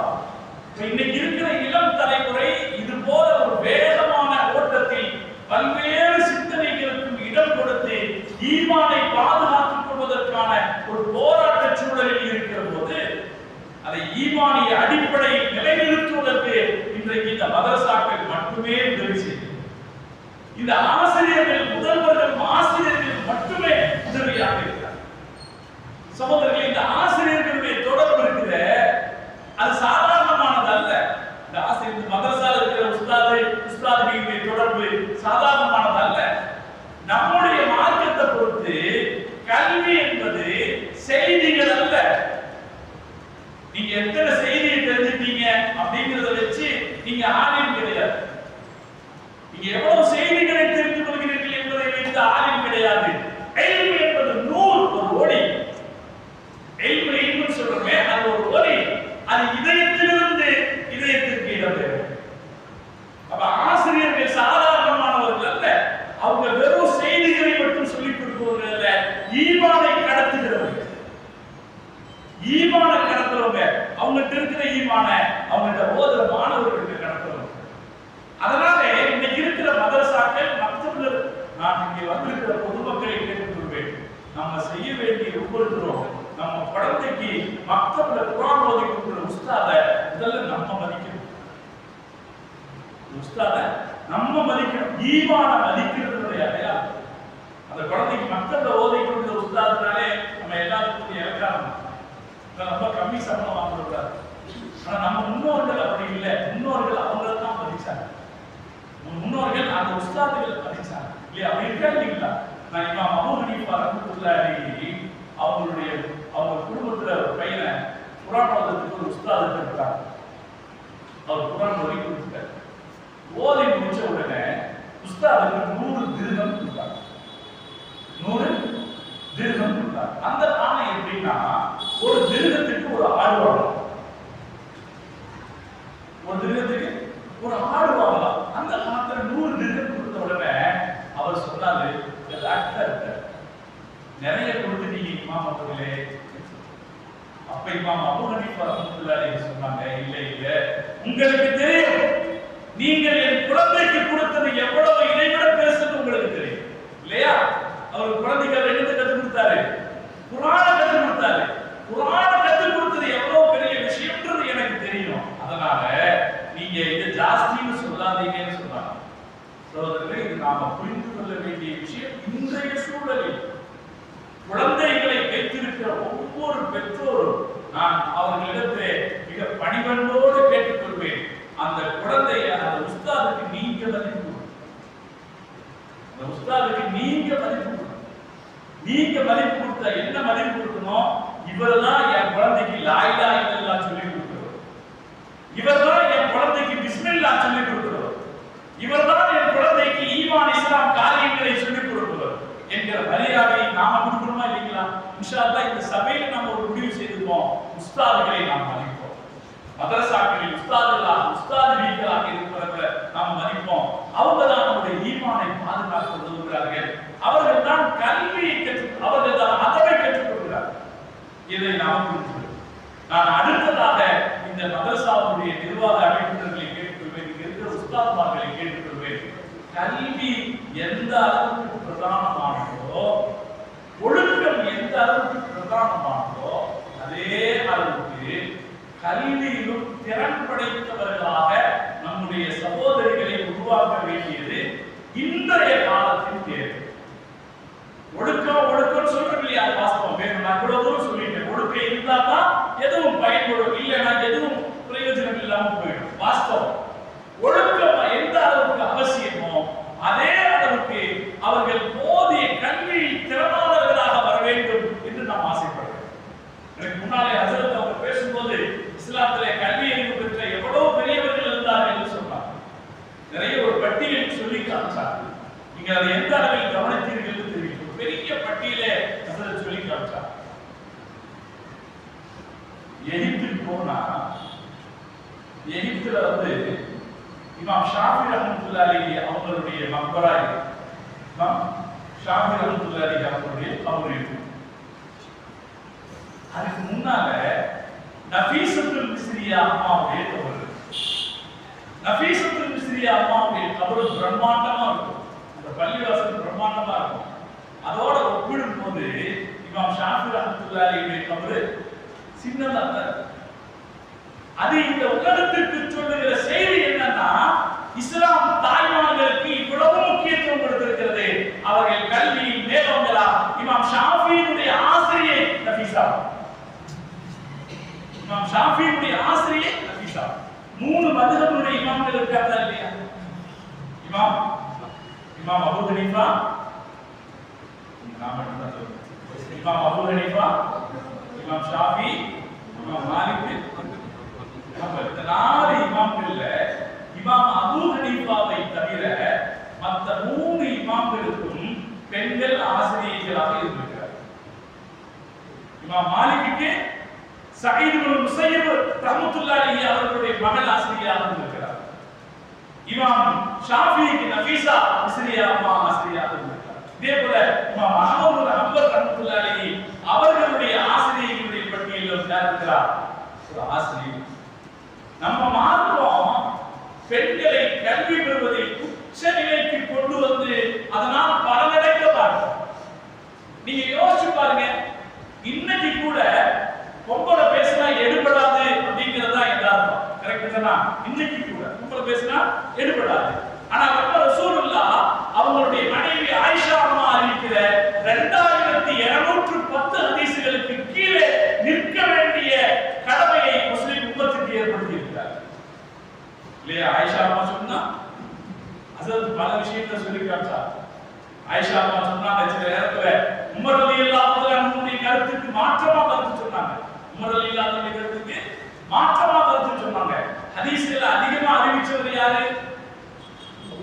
அபூ ஹுரைரா ரலியல்லாஹு அன்ஹு வரவேற்று அபூ ஹுரைரா ரலியல்லாஹு அன்ஹு அவர் ஹதீஸ்ல அதிகமா அறிவிச்சவர். அதுக்கு அடுத்த ஹதீஸ்ல அறிவிச்சவங்க ஆயிஷா அம்மா தான்.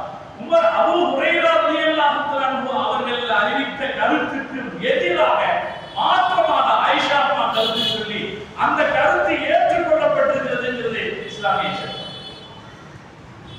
அதனால இந்த தாய்மார்கள் சகோதரிகள் நிறைய மார்க்கத்தை படிக்கணும். இன்னைக்குள்ள சூழ்நிலையில் இங்கிருந்து பட்டம் பெறக்கூடியவர்களுக்கு சொல்லுவேன், இங்க வந்திருக்கிற அம்மாமார்களுக்கு சொல்லுவேன், முதல்ல படிக்க வேண்டியது என்னன்னா இஸ்லாமிய சட்டம்.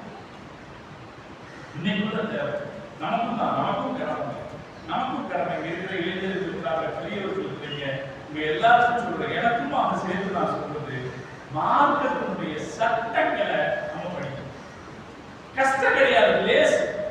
மார்க்கமே லேசு தான். மார்க்கத்தினுடைய சட்டங்களும் மார்க்கமே லேசு தானுங்க. உட்கார்ந்து தின்னு தொட முடியாது, என்ன செய்யலாம்? தண்ணியில போக செய்ய முடியாது, என்ன செய்யலாம்? இப்படி இருக்கிற எல்லாத்துலயும் மார்க்க லேசத்தான் சொல்லி இருக்கு, கஷ்டமே சொல்லல. மார்க்கமும் லேசுதான், மார்க்கத்தினுடைய சட்டங்களும் லேசு. நம்ம என்ன செய்யணுங்க? சட்டம் படிக்கணும். சட்டம் படிச்சாதான் இஸ்லாம் தெரிஞ்சுக்கிட்டோம்னு அர்த்தம். இஸ்லாம்னாலே என்ன அர்த்தம்? ஈமான் ஒன்று இருக்கா இல்லையா? ஈமான்னா என்ன அர்த்தம்? நம்பிக்கை. அல்லாஹ் ஒருத்தர் இருக்கிறான், மலக்குமார்கள் இருக்கிறாங்க, வேதங்கள் இருக்கிறது, அடிமார்கள் இருக்கிறார்கள், கியாமத் நாள் இருக்கிறது, சொர்க்க நரகம் இருக்குது, கேள்வி கணக்கு இருக்குது. நம்பிக்கைக்கு பேரு ஈமான். இஸ்லாம்னா என்ன? இஸ்லாம்னா சட்டம். இஸ்லாம்ங்கிறது ஷரீஅத் சொல்றோமா இல்லையா? இஸ்லாமிய ஷரீஅத் சொல்றோமா இல்லையா? இஸ்லாம்ங்கிறது சட்டம். என்ன சட்டம்? ஒது எப்படி செய்யறது, எப்படி தொழுகிறது, எப்படி நிக்காஹ் செய்யறது, எப்படி வியாபாரம் செய்யறது, ஒரு சண்டை சச்சரவு வந்தா எப்படி தீர்வு கண்டுகிறது, சொத்துக்களை எப்படி பிரிச்சுக்கிறது அப்படின்னு சட்டம் சொல்லி கொடுத்தா அதுக்கு பேர் தான் என்ன? இஸ்லாம். இஸ்லாமிய ஷரீஅத்துன்னு சொல்றோமா இல்லையா? இஸ்லாமிய ஷரீஅத்துன்னு சொன்னாலே சட்டத்துக்கு பேர் தான். இங்க இளைஞர்கள் பலர்கள் பெரியவங்க இருக்கிறீங்க, நான் உங்களுக்கு சொல்றேன், இந்த சட்டம் நம்ம படிச்சோம். நம்ம நிறைய பேர் பொது செய்யறோம், தனித்தனியா சட்டம் கேட்டா தெரியாது, அப்படித்தானே? தொழுகிறோம், தனித்தனி சட்டம் கேட்டா நான் என்னது இந்த இமயமலை ஏறுற விஷயமா நான் கேட்கிறேன். என்ன இமயமலை மேல ஏறுற விஷயமா தொழுகையுடைய பரவல் என்ன, தொழுகையுடைய சுன்னத் என்னன்னு படிச்சுக்கிறது ஒரு 5 நிமிஷம் உட்கார்ந்து படிச்சீங்கன்னா தெரிஞ்சு போயிடும். இங்க எல்லாத்தையும் நான் கேட்டுக்கிறேன், ஹனஃபி ஃபிக்ஹின் சட்டக்களஞ்சியம் அப்படின்னு ஒரு புத்தகம் இருக்கு தமிழ்ல. ஷாஃபி ஃபிக்ஹின் சட்டக்களஞ்சியமானது மகானி மாதிரி சில ஷாஃபி ஃபிக்ஹின் சட்டங்கள் இருக்கு. இல்லாட்டி பழைய கலிமா கிதாபுகள் இருந்துச்சா இல்லைங்களா, அது இருக்கு. அது ஒண்ணு வாங்கி வச்சுக்க. சும்மா இருக்கிற நேரத்துல கொஞ்சம் எடுத்து படிங்க. இந்த கலிமா கிதாபுகள்லயே நம் வாழ்க்கைக்கு தேவையான எல்லா சட்டமும் இருக்கு. ஒவ்வொரு ஆரம்பிச்சு வகுப்பு வரைக்கும் என்னெல்லாம் தேவையோ அந்த சட்டம். இந்த சட்டம் படிக்கிறது தாங்க இஸ்லாத்தை படிக்கிறது இல்லையா? நீங்க சட்டம் தெரியாம ஒவ்வொரு செய்தா என்ன ஆகும்? சட்டம் தெரியாம ஒருத்தர் கை கழுவுறாங்க. கை கழுவும் போது இது வரைக்கும் தான் கழுவுறாங்க. இந்த முளம் கை கழுவுறாங்க. என்ன ஆகும்? பொதுவே இல்லைன்னா அப்ப எதுல மிஸ்டேக் வருது? சட்டம் படிக்காததால். அதே போலதான் தொழுகை, அதே போலதான் ஹஜ்ஜில் இல்லை. ஹஜ்ஜில் ஏன் கேட்கிறீங்க? ஹஜ்ஜில் இருக்கிறதுலயே ரொம்ப கம்மியான சட்டம் இருக்கிறது எங்கதான்? ஹஜ்ஜில் தான். ஹஜ்ஜுக்கு போறதுக்கு 2 மாசமா தயாராக ஆஜி கருவாடு வாங்கிட்டு போறதுல இருந்து புது ஷூ வாங்கிட்டு போற வரைக்கும் கவனமா இருப்பாரே தவிர சட்டம் படிக்கலாம்னு உட்காரவே மாட்டார். அங்க வந்து பரவான தவாஃபை விட்டு வருபவர்கள் இருக்கிறார்கள். பரவான தவாஃபை விட்டு வருபவர்கள் இருக்காங்க. அப்படின்னா என்ன ஆகும்? ஹஜ்ஜே கூடாது மட்டும் இல்ல, பொண்டாட்டி கூட சேரக்கூடாது, மனைவி கூட சேரக்கூடாது. தவாஃபை ஜியாரா செய்யாதுங்க. அப்படி செல்ல இஹ்ராம் வந்து வெளியேற முடியாது. நான் உங்களுக்கு சொல்ற செய்தி என்னன்னா, சட்டம் தெரியாம போகும்போது எவ்வளவு பிரச்சனை இருக்கிறாங்க. இந்த சட்ட அறிவு அப்படிங்கிறதுல நாம ரொம்ப பின்தங்கி. இது பெண்களுக்கு மதரசாவில் நடக்கிற நிகழ்ச்சி என்றாலும் நான் மதரசாக்காரர்கள் எல்லாம் சொன்னேன், அவங்கள அறிவாளிகளாக மோஸ்ட் இன்னும் இன்டலெக்சுவல்களாக நம்முடைய சகோதரிகளை உருவாக்குவதில் நாம் இன்னும் கொஞ்சம் கவனம் எடுக்கணும். ஒழுக்கம் அவசியம் தான். ஒழுக்கம் தரப்பட வேண்டிய அதே நேரத்தில் அந்த நேரத்திற்கு எவ்வளவு தூரம் அவர்களை அறிவாளிகளாக ஆக்கிவிட முடியுமோ அவ்வளவு தூரம் அறிவாளிகளாக ஆக்கிவிட. நம்முடைய மார்க்கத்திற்கு நீண்ட பாரம்பரியம். பெண்கள்ல மிகச்சிறந்த அறிவாளிகளுடைய பாரம்பரியம் யாருக்கு இருக்கு? நமக்கு அம்ரா பின்த் அப்துல் ரஹ்மான் அப்படின்னு ஒரு அம்மா இருக்காங்க. பெரிய மார்க்க சட்ட இஸ்லாமிய சட்ட எகிப்துக்கு வர்றாங்க. எகிப்துல அவங்களுக்கு பெரிய வரவேற்பு கிடைக்குது. அவங்க எகிப்துல சில நாட்கள் தங்கி இருக்காங்க. அந்த நேரத்துல எகிப்துல ஒரு நீதிமன்றத்தில் ஒரு திருட்டு வழக்கு நடக்குது. நீதிபதி திருட்டு வழக்கை விசாரிச்சுட்டு திருட்டுக்கு என்ன தண்டனை? கையை வெட்டு. நீதிபதி கையை வெட்டுங்கன்னு தண்டனை கொடுத்துட்டார். இந்த தண்டனை செய்தி அம்ரா பின்த் அப்துல் ரஹ்மான் அம்மாவுக்கு தெரிய வருது. அந்த அம்மா ஒரு ஆளவுக்கு சொல்லி அனுப்புறாங்க, நீதிபதியை தீர்ப்பு மாத்த சொல்லு, இந்த தீர்ப்பு பொருந்தாது. சகோதரர்களே, தீர்ப்பு பொருந்தாதுன்னு சொன்னா அந்த நீதிபதி என்ன செய்யணும்? ஏன் பொருந்தாதுன்னு கேட்கணுமா இல்லையா? வரலாறு சொல்லுது, ஏன் பொருந்தாதுன்னு கூட கேட்கல. அம்ரா பின்த் அப்துல் ரஹ்மான் சொல்லிவிட்டார் உடனே அவர் தீர்ப்பை மாற்றி எழுதினார் என்று வரலாறு. காரணம், அம்ரா பின்த் அப்படிப்பட்ட சகோதரர்களே. இன்னொரு அம்மா இருக்கிறாங்க, ஃபாத்திமா பின்த் சமர்கந்தியா. நீங்க தேடி பாருங்க, இஸ்லாமிய ஹனஃபி மذஹபுடைய சட்ட நூல்கள்ல ரொம்ப பெரிய சட்ட நூல் பதாயிக் ஸனாயிர் அப்படிங்கிற சட்ட நூல். அந்த கிதாபை பார்க்கறதா இங்கிருந்து கண்ணத்துக்கு இது வரைக்கும் லைப்ரரியில அவ்வளவு தூரம் அடிக்கிருப்பாங்க. இங்கிருந்து இது வரைக்கும் பார்க்கணும். அவ்வளவு பெரிய சட்ட நூல். அலாவுத்தீன் கசானி ரஹிமஹுல்லாஹ் பெரிய சட்ட அறிஞர் இருக்கிறார். அவங்க உஸ்தாது, அவரும் அலாவுத்தீன் தான். அவங்க உஸ்தாத் பேர் அலாவுத்தீன் சமர்கந்தி. உஸ்தாத் பேர் அலாவுத்தீன் சமர்கந்தி. அலாவுத்தீன் சமர்கந்தி துஹ்ஃபத்துல் ஃபுகஹா அப்படின்னு ஒரு சட்ட நூல் எழுதியிருந்தார். அதை எல்லாருக்கும் ஓதி கொடுத்தார். யாரு? அலாவுத்தீன் சமர்கந்தி எல்லாருக்கும் ஓதி கொடுத்தார். நிறைய பேர் ஓதுனாங்க. அவர்கிட்ட இன்னொரு ஸ்பெஷல் இருந்துச்சு. அவருடைய மகள் ஃபாத்திமா ரொம்ப அழகான ஃபாத்திமா அம்மா ரொம்ப அழகான அம்மா. அவங்க இருந்தது உஸ்பெகிஸ்தானுடைய பகுதிகளில் இருந்தாங்க. ரொம்ப அழகான பெண். அரசர்கள் அந்த அம்மாவை பெண் கேட்டார்கள். அரசர்கள் வந்து பெண் கேட்டாங்க. அந்த அம்மா அழகாவும் இருந்தாங்க, அறிவாளியாகவும் இருந்தாங்க. அதனால எல்லா இடத்துலையும் ஃபேமஸ். அவங்கள பெண் கேட்டாங்க. அப்படிலாம் இந்த அம்மாவை கல்யாணம் பண்ணி கொடுத்தாரு. அலாவுதீன் இஸ்கந்தரி இடத்திலே மாணவராக வந்து சேர்ந்தார் அலாவுதீன் காசானி. இவர் பேரும் அலாவுதீன் தான். வந்து சேர்ந்தார்.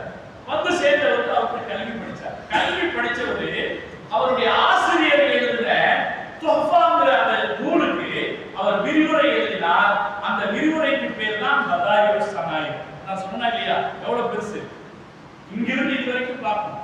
நீங்க ஹஜ்ஜுக்கெல்லாம் போனீங்கன்னா இந்த கிதாப் துஃபானால அந்த ஒரு ரேக்கை அடைச்சிருக்கு. அவ்வளவு பெரிய ஆலமின் ஹனஃபி சட்ட நூல்கள்ல அதுதான் ரொம்ப பெருசு. இவ்வளவு பெரிய விளக்கை எழுதினாரு அலாவுதீன் காசானி. இதுல மகிழ்ச்சி அடைந்து தன்னுடைய மகளை அவருக்கு கல்யாணம் பண்ணி கொடுத்தார் அலாவுதீன் அல் இஸ்கந்தரி. ஃபாத்திமா. இங்க வரலாற்றுல ஃபாத்திமா பின்த் இஸ்கந்தரியான்னு எழுதி பாருங்க. அந்த அம்மாவுடைய ஆற்றல் வரும். இவ்வளவு பெரிய சட்ட நூலை எழுதிய அலாவுதீன் காசானி மார்க்க தீர்ப்பு சொல்லும் போது அதை தன் மனைவியிடத்திலே காட்டி சரியா என்று பாருங்க சொல்லுங்க. ஃபாத்திமா இஸ்கந்தரியா சில நேரங்களில் நீங்கள் எழுதியதில் இந்த தவறு இருக்கிறது என்று சுட்டிக்காட்டுவார். அதை அலாவுதீன் காசானி திருத்திக் கொள்வார். தீர்ப்புகள் வருமா இல்லையா? மார்க்க சட்ட தீர்ப்புகள், சட்ட தீர்ப்புகள், ஃபத்வாக்கள் வழங்கப்படுகிற போது அலாவுதீன் காசானியுடைய கையெழுத்தும் இருக்கும். அவருடைய மனைவி ஃபாத்திமத்துல் இஸ்கந்தரியாவுடைய கையெழுத்தும் இருக்கும் என்று வரலாறு சொல்கிறது. இஸ்லாமிய வரலாற்றில் சட்டம் தெரிந்தவர்களில் பெண்கள் எந்த அளவுக்கு இருந்திருக்கிறாங்க. இன்னைக்கு இருக்கிற நம்முடைய கடமை என்னன்னா நம்முடைய சகோதரிகளை இந்த சட்டம் அறிந்ததுல நம்ம அவங்கள ஆழமான தொடர்பை அவங்களுக்கு ஏற்படும். வெறும் ஒழுக்கம் சொல்லிக் கொடுக்கிறோம் அப்படிங்கிறது வாஸ்தவம் அவசியம் தான். அறிவாளிகளாகவும் ஆகணுமா இல்லையா? இன்னைக்கு அறிவாளிகளுக்கு நிறைய சட்டத்துல குழப்பத்தை ஏற்படுத்தாங்க. முதல்ல முஸ்லிம்களே குழப்பத்தை ஏற்படுத்துறாங்க. இதெல்லாம் வெளியிலிருந்தும் நிறைய சட்டங்கள்ல குழப்பத்தை ஏற்படுத்துறாங்க. கேள்விகள் கேட்கிறாங்க. இன்னைக்கு தாய்மார்களுடைய முபல்லிகா படிக்கக்கூடிய ஆலிமா படிக்கக்கூடிய பெண்களுடைய கடமை என்ன ஆகுதுன்னா இஸ்லாத்துக்காக பேச வேண்டிய பொறுப்பு அவங்களுக்கு வருது. இஸ்லாத்துக்காக உதாரணத்துக்கு இஸ்லாத்துல பெண்கள் அநீதி இழைக்கப்படுகிறது பேசலாம். ஆண்களுக்கு 2 பங்கு சொத்துல பெண்களுக்கு பேசுறாங்க. இத நாம எவ்வளவுதான் காட்டுத்தனமா கத்தி பதில் சொன்னாலும் கேட்கறதுக்கு அவன் தயாரா இல்லை. எவன் குற்றம் சாட்டினானோ அவன் தயாரா இல்லை. அதே நேரத்தில் ஒரு சகோதரி எழுந்து பதில் சொல்வார் என்றால் இந்த உலகமே கேட்க தயாரா. ஒரு சகோதரி எழுந்து பதில் சொல்லணும். எப்படி சொல்லணும்? இஸ்லாத்துல அப்படி கிடையாது. எல்லா இடத்துலயும் ஆணுக்கு கிடைக்கிறது 2, பெண்ணுக்கு பாதிங்கிற சட்டம் எல்லா இடத்துலயும் கிடையாது. அத்தாவுக்கு அம்மாவுக்கு சொத்து பிரிக்கும் போது அத்தாவுக்கு 1/6 அம்மாவுக்கு 1/6 தான். அந்த இடத்துல என்ன பார்த்தது மாற்றம் சமநிலையில் வச்சிருக்கு. வேற பல இடங்களிலும் சமநிலையில் வச்சிருக்கு. மகனுக்கும் சட்டம் சொல்லுகிற போது மட்டும்தான் இவனுக்கு 2 பங்குனா அவருக்கு 1 பங்குன்னு சொல்லியிருக்கு. அதுக்கு நியாயம் இருக்கிறது என்றெல்லாம் தாய்மார்கள் விளக்கி சொல்வார்கள் என்றால் இந்த தீனை இந்த காலகட்டத்தில் பாதுகாக்கலாம். அதனால இன்றைக்கு நம் சகோதரிகளுக்கு அவர்களை சட்ட அறிவில் வல்லுநர்களாக வளர்க்க வேண்டிய தேவை இருக்கிறது. அல்லாஹ் தௌஃபீக் செய்வானா. நாமும் சட்டம் தெரிஞ்சுக்கணும். நான் எல்லாத்தையும் கேட்கிறேன். இன்ஷா அல்லாஹ் வாங்கிடலாமா? ஒரு சட்ட புஸ்தகம் வாங்கி வச்சுப்போம். ஹனஃபி மذஹபின் சட்டம் நம்மெல்லாம் பெரும்பாலும் ஹனஃபி மذஹபில் தான் இருப்போம். ஹனஃபி மذஹபின் சட்டம் வாங்கி வச்சுக்கலாம். ஃபிக்ஹின் சட்டக்கல்விக்கு ஒரு கிதாப் கிடைக்குது, அதை வாங்கி வச்சுக்கலாம். அது எல்லா சட்டமும் சும்மா ஒரு நாளைக்கு ஒரு 2 பக்கம் படிச்சா, அது ஓய்வு கிடைக்கும் போது ஒரு 4 பக்கம் படிச்சா என்னோட ஒரு நண்பருக்கு படிக்க தெரியாது வாங்கி வச்சாரு. இப்ப என்ன சொன்னாரு? என் பிள்ளைங்க என்னைக்காவது எடுத்து பிரிப்பாங்க. படிக்கல, என் பிள்ளைங்க என்னைக்காவது எடுத்து பிரிப்பாங்க. அந்த நீயத்தாவது நமக்கு வேணும். இன்ஷா அல்லாஹ் சட்டம் படிப்போம். குறைஞ்சபட்சம் நாம நிறைவேற்றக்கூடிய வணக்கங்களுக்கான சட்டத்தை படிச்சுக்குவோம். ஒரு பவுடர் போட்டா ஒண்ணு முடியுமா? கேள்வி வருது. முடியுமா? முடியாது. பவுடர் போட்டா ஒண்ணு முடியும். பாருங்க இவ்வளவு பேருக்கும் பதில் சொல்லுங்க. எது ஒதுவை குறிக்கும் அப்படின்றத படிச்சுட்டா இதுக்கெல்லாம் பதில் கிடைச்சிருமா இல்லையா? நம்ம மார்க்கத்தை படிக்கிறது ரொம்ப லேசு. யாரை கல்யாணம் பண்ண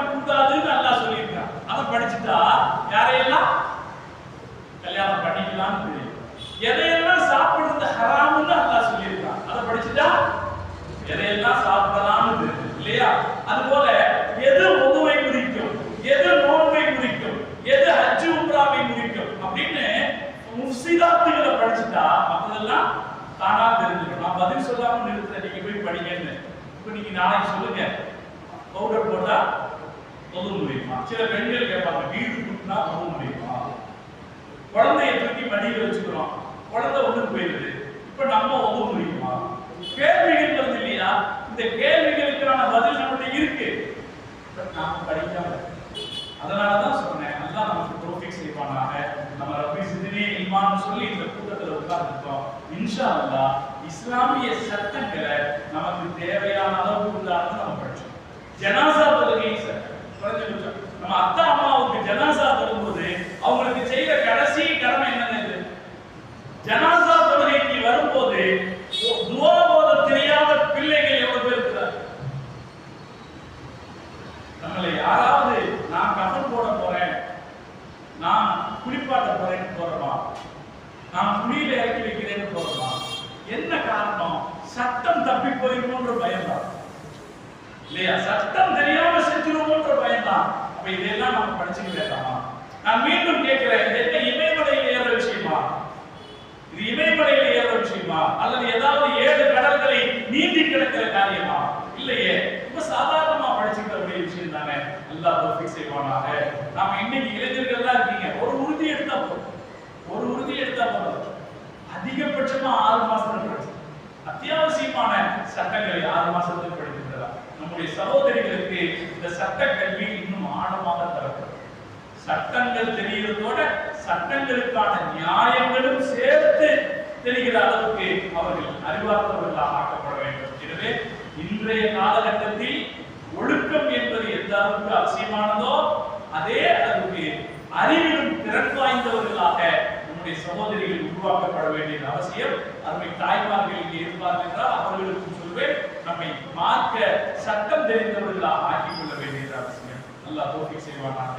இங்கே பட்டம் பெறக்கூடிய 10 மாணவிகளுக்கு ஒரே ஒரு செய்தியை சொல்லி நான் முடித்துக் கொள்கிறேன். 10 மாணவிகளுக்கு சொல்ற செய்தி என்னன்னா, நீங்க உங்க உஸ்தாதுமார்களோட தொடர்பு இருக்கு. ஸைனுத்தீன் மக்தூமி ரஹ்மத்துல்லாஹி அவர்கள் சொல்வார்கள், மிகப்பெரிய இஸ்லாத்தை கேரளா முழுக்க வளர்த்த மாபெரும் அறிஞர் ஸைனுத்தீன் மக்தூமி ரஹ்மத்துல்லாஹி அவங்க சொல்லுவாங்க, இஸ்தஃப்ஸிரில் உஸ்தாத், உஸ்தாது கிட்ட விளக்கம் கேளு, உஸ்தாது கிட்ட விளக்கம் கேளு, நீயா படிச்சத பெருசா நினைச்சுக்காத. ஏன்னா நீயா படிச்சது சில நேரத்துல நீ விளங்கிட்டது எப்படி இருக்கும், தப்பா இருக்கு. அது நிறைய உதாரணம் சொல்றாரு. நீ விளங்கிட்டது தப்பா இருக்கும், அதனால உஸ்தாதுக்கு தொடர்பு சொல்லுவாரு. நான் என் அருமை பட்டம் பெறக்கூடிய சகோதரிகளை சொல்லுவேன், நீங்கள் உங்க உஸ்தாது கிட்ட தொடர்பு தகவல்களை கேட்டுக்கிட்டே இருக்கு, விளக்கங்களை கேட்டுக்கிட்டே இருக்கு. நான் அந்த 10 சகோதரிகளுடைய பெற்றோர்களுக்கு சொல்லுவேன், நீங்க ஆர்வப்படுத்துங்க, இவங்களை ஆர்வப்படுத்துங்க. எனக்கு தெரியல, உஸ்தாது கிட்ட கேளுங்க. இன்னைக்கு எல்லாம் முதலில்லா பட்டத்தில் எப்படி ஆகி போச்சுன்னா, இந்த கல்யாண பத்திரிகையில போடுறதுக்கு மட்டும் யூஸ் ஆகிற மாதிரி ஆகி போச்சு. அது பயனுக்கு வரணும்னா என்ன செய்யணும்? உஸ்தாதுகளோட தொடர்ந்து இதுக்கு என்ன உஸ்தாது சட்டம் அப்படின்னு உஸ்தாதை கேட்கறதுக்கு தயக்கம் அடைகிற சூழ்நிலை இருக்கக்கூடாது. தொடர்ந்து உஸ்தாதிடத்தில் தொடர்பில் இருக்கிற போது நாம் மேலும் ஆய்வாக முடியும். நாம 3 வருஷம் தான் படிச்சோம். உஸ்தாதிட தொடர்புல இருந்தா 33 வருஷம் படிச்சுப்பாரு. ஏன்னா அவர் 30 வருஷம் சர்வீஸ் இருக்காரு, 30 வருஷம் சர்வீஸ் இருக்காரு இல்லையா? அப்ப நம்முடைய படிப்புடைய அளவு எவ்வளவு? 33 வருஷம் சர்வீஸ் ஆயிட்டு. அதனால உஸ்தாதோட தொடர்பில் இருப்பது, உஸ்தாதாக்களோட தொடர்பில் இருப்பது நம்முடைய கல்வியை மேலும் வளமாக்கும். என் அருமை சகோதரிகள் அவர்கள் இந்த வகையிலே சமுதாயத்திற்கு பயன்பட வேண்டும். இன்று பட்டம் பெறக்கூடிய 10 சகோதரிகளும் அவர்களுடைய குடும்பத்திற்கு கண்குளிர்ச்சியாக அமைய அல்லாஹ் தௌஃபீக் செய்வானாக. இந்த சமூகத்திற்கு பயனுள்ளவர்களாக அமைய அல்லாஹ் தௌஃபீக் செய்வானாக. இந்த கல்வி நிறுவனம் எனக்கு உண்மையிலே சந்தோஷம். இது 37 வருஷங்களை கடந்து 35வது பட்டமளிப்பு விழால 728 மாணவிகளை உருவாக்கிய கல்வி நிறுவனம் கியாமத் நாள் வரைக்கும் நீடித்து பல்லாயிரம் ஆலிமாக்களை முதலிமாக்களை சமுதாயத்திற்கு தர வேண்டும். அதற்குரிய ஆற்றலை எல்லா வகையிலும் இதனுடைய நிர்வாகிகளுக்கும் இங்கு இருக்கிற தலைமை ஆசிரியர் உள்ளிட்ட ஆசிரியர் பெருமக்களுக்கும் அல்லாஹ் வழங்க வேண்டும் என்று துஆ செய்து என்னை இங்கே அழைத்தமைக்கு நன்றி கூறி என் வார்த்தைகளை நிறைவு செய்கிறேன். அல்ஹம்துலில்லாஹி ரப்பில் ஆலமீன். அஸ்ஸலாமு அலைக்கும் வரஹ்மத்துல்லாஹி வபரகாத்துஹு. அதற்கு அவர்கள் சிறப்பான முறையில் பல அறிவுரைகள் சொல்லியிருக்கிறார்கள். அறிவுரை என்று சொல்ல முடியாது, ஆலோசனை. அதாவது மாணவர்கள் கல்வி படித்துக் கொண்டே இன்றும் படிக்கலாம் அப்படின்ற ஒரு யோசனை அவங்க சொல்லியிருக்கிறாங்க. இன்ஷா அல்லாஹ் முயற்சி செய்வோம். இன்னும் நிறைய அவங்க வந்து மதரசாவில் சொன்னாங்க, அது இல்லை. நம்ம அடிக்கடி மதரசாவில் சொல்றது மாணவர்கள் நீங்கள் இப்போ ஓதி படிக்க, ஆனால் முதல்ல டிசிப்ளின் தான் ஒழுக்கம் முதல்ல கற்றுக்கிட்டாரு. அதுக்கப்புறம் தான் நம்ம நிறைய கிடையாது.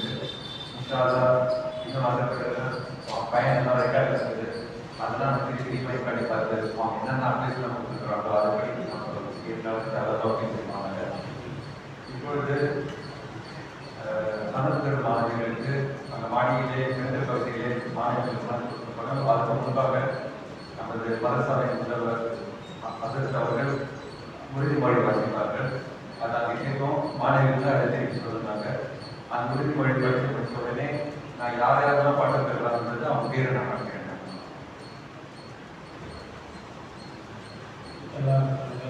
Bismillahirrahmanirrahim. Alhamdulillahi rabbil alamin. Allahumma salli ala sayyidina Muhammadin nabiyil ummi wa ala alihi wa sahbihi wa sallim taslima. இந்த மதரசாவில் நான் கற்ற இஸ்லாமிய கல்வி, அமல், தொழுகை, இறையச்சம், தக்லீத், வீட்டு தஅலீம், குர்ஆன் ஓதுதல், காலை மாலை தஸ்பீஹ், மஸ்ரூம் துஆக்கள் ஓதுதல், சாப்பிடுதல், தூங்குதல், உடை உடுத்தல், இன்னும் பிற அன்றாட வாழ்க்கையின் நடைமுறையில் அல்லாஹ்வின் கட்டளையும் முஹம்மது நபி ஸல்லல்லாஹு அலைஹி வஸல்லம் அவர்களின் அழகிய வழிமுறைகளையும் கடைபிடிப்பதோடு அல்லாஹ்விற்கும் அடியார்களுக்கும் செலுத்த வேண்டிய கடமைகளை நிறைவேற்றி என்னால் இயன்றவரை நாம் கற்ற தீனை இன்ஷா அல்லாஹ் பிற மக்களுக்கு எத்தி வைப்பதற்காக உழைப்பேன் என நற்சான்றிதழை பெரும் இந்நாளில் அல்லாஹ்வின் மீது ஆதரவு வைத்து உறுதி கூறுகிறேன். அல்ஹம்துலில்லாஹ்.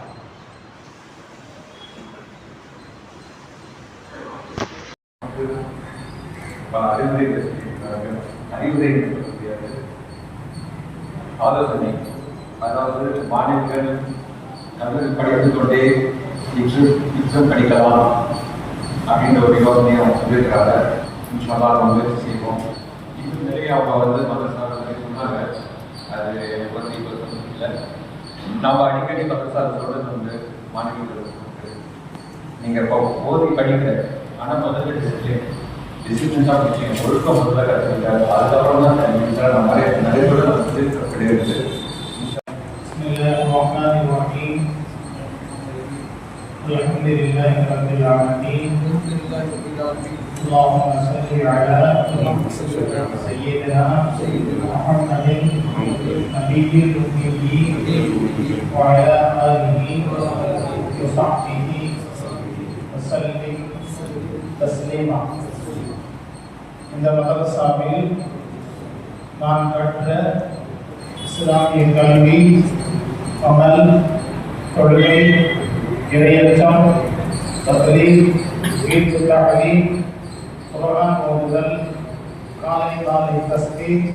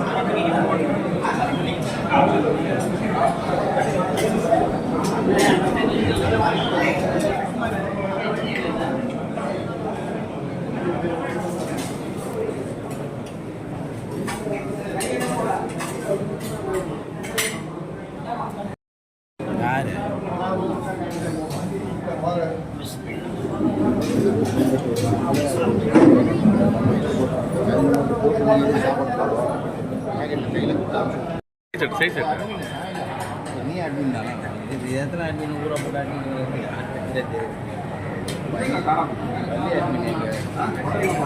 பள்ளி அட்மின்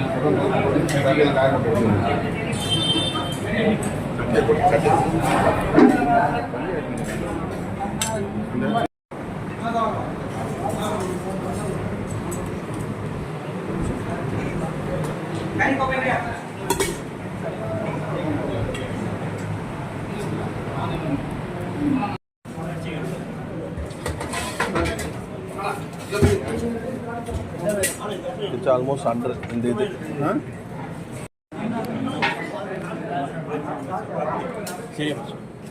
ஆள் வரட்டும் அந்த பிறகு நான் அந்த பிறகு நான் வரணும்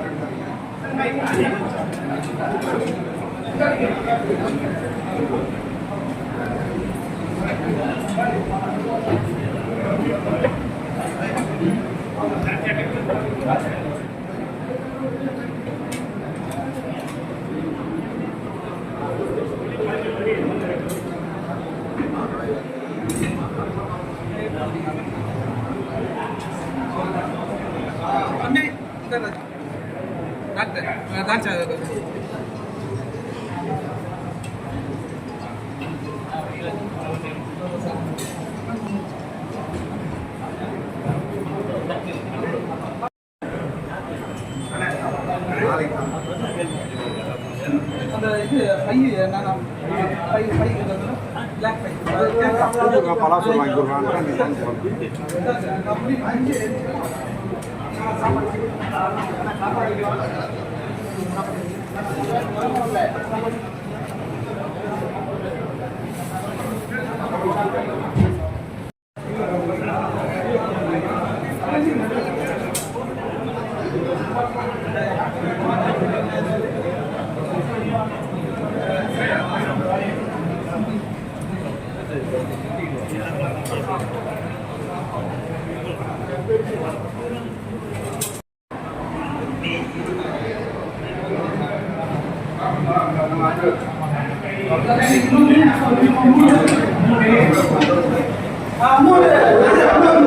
மூணு கறி இன்னும் 3 கறி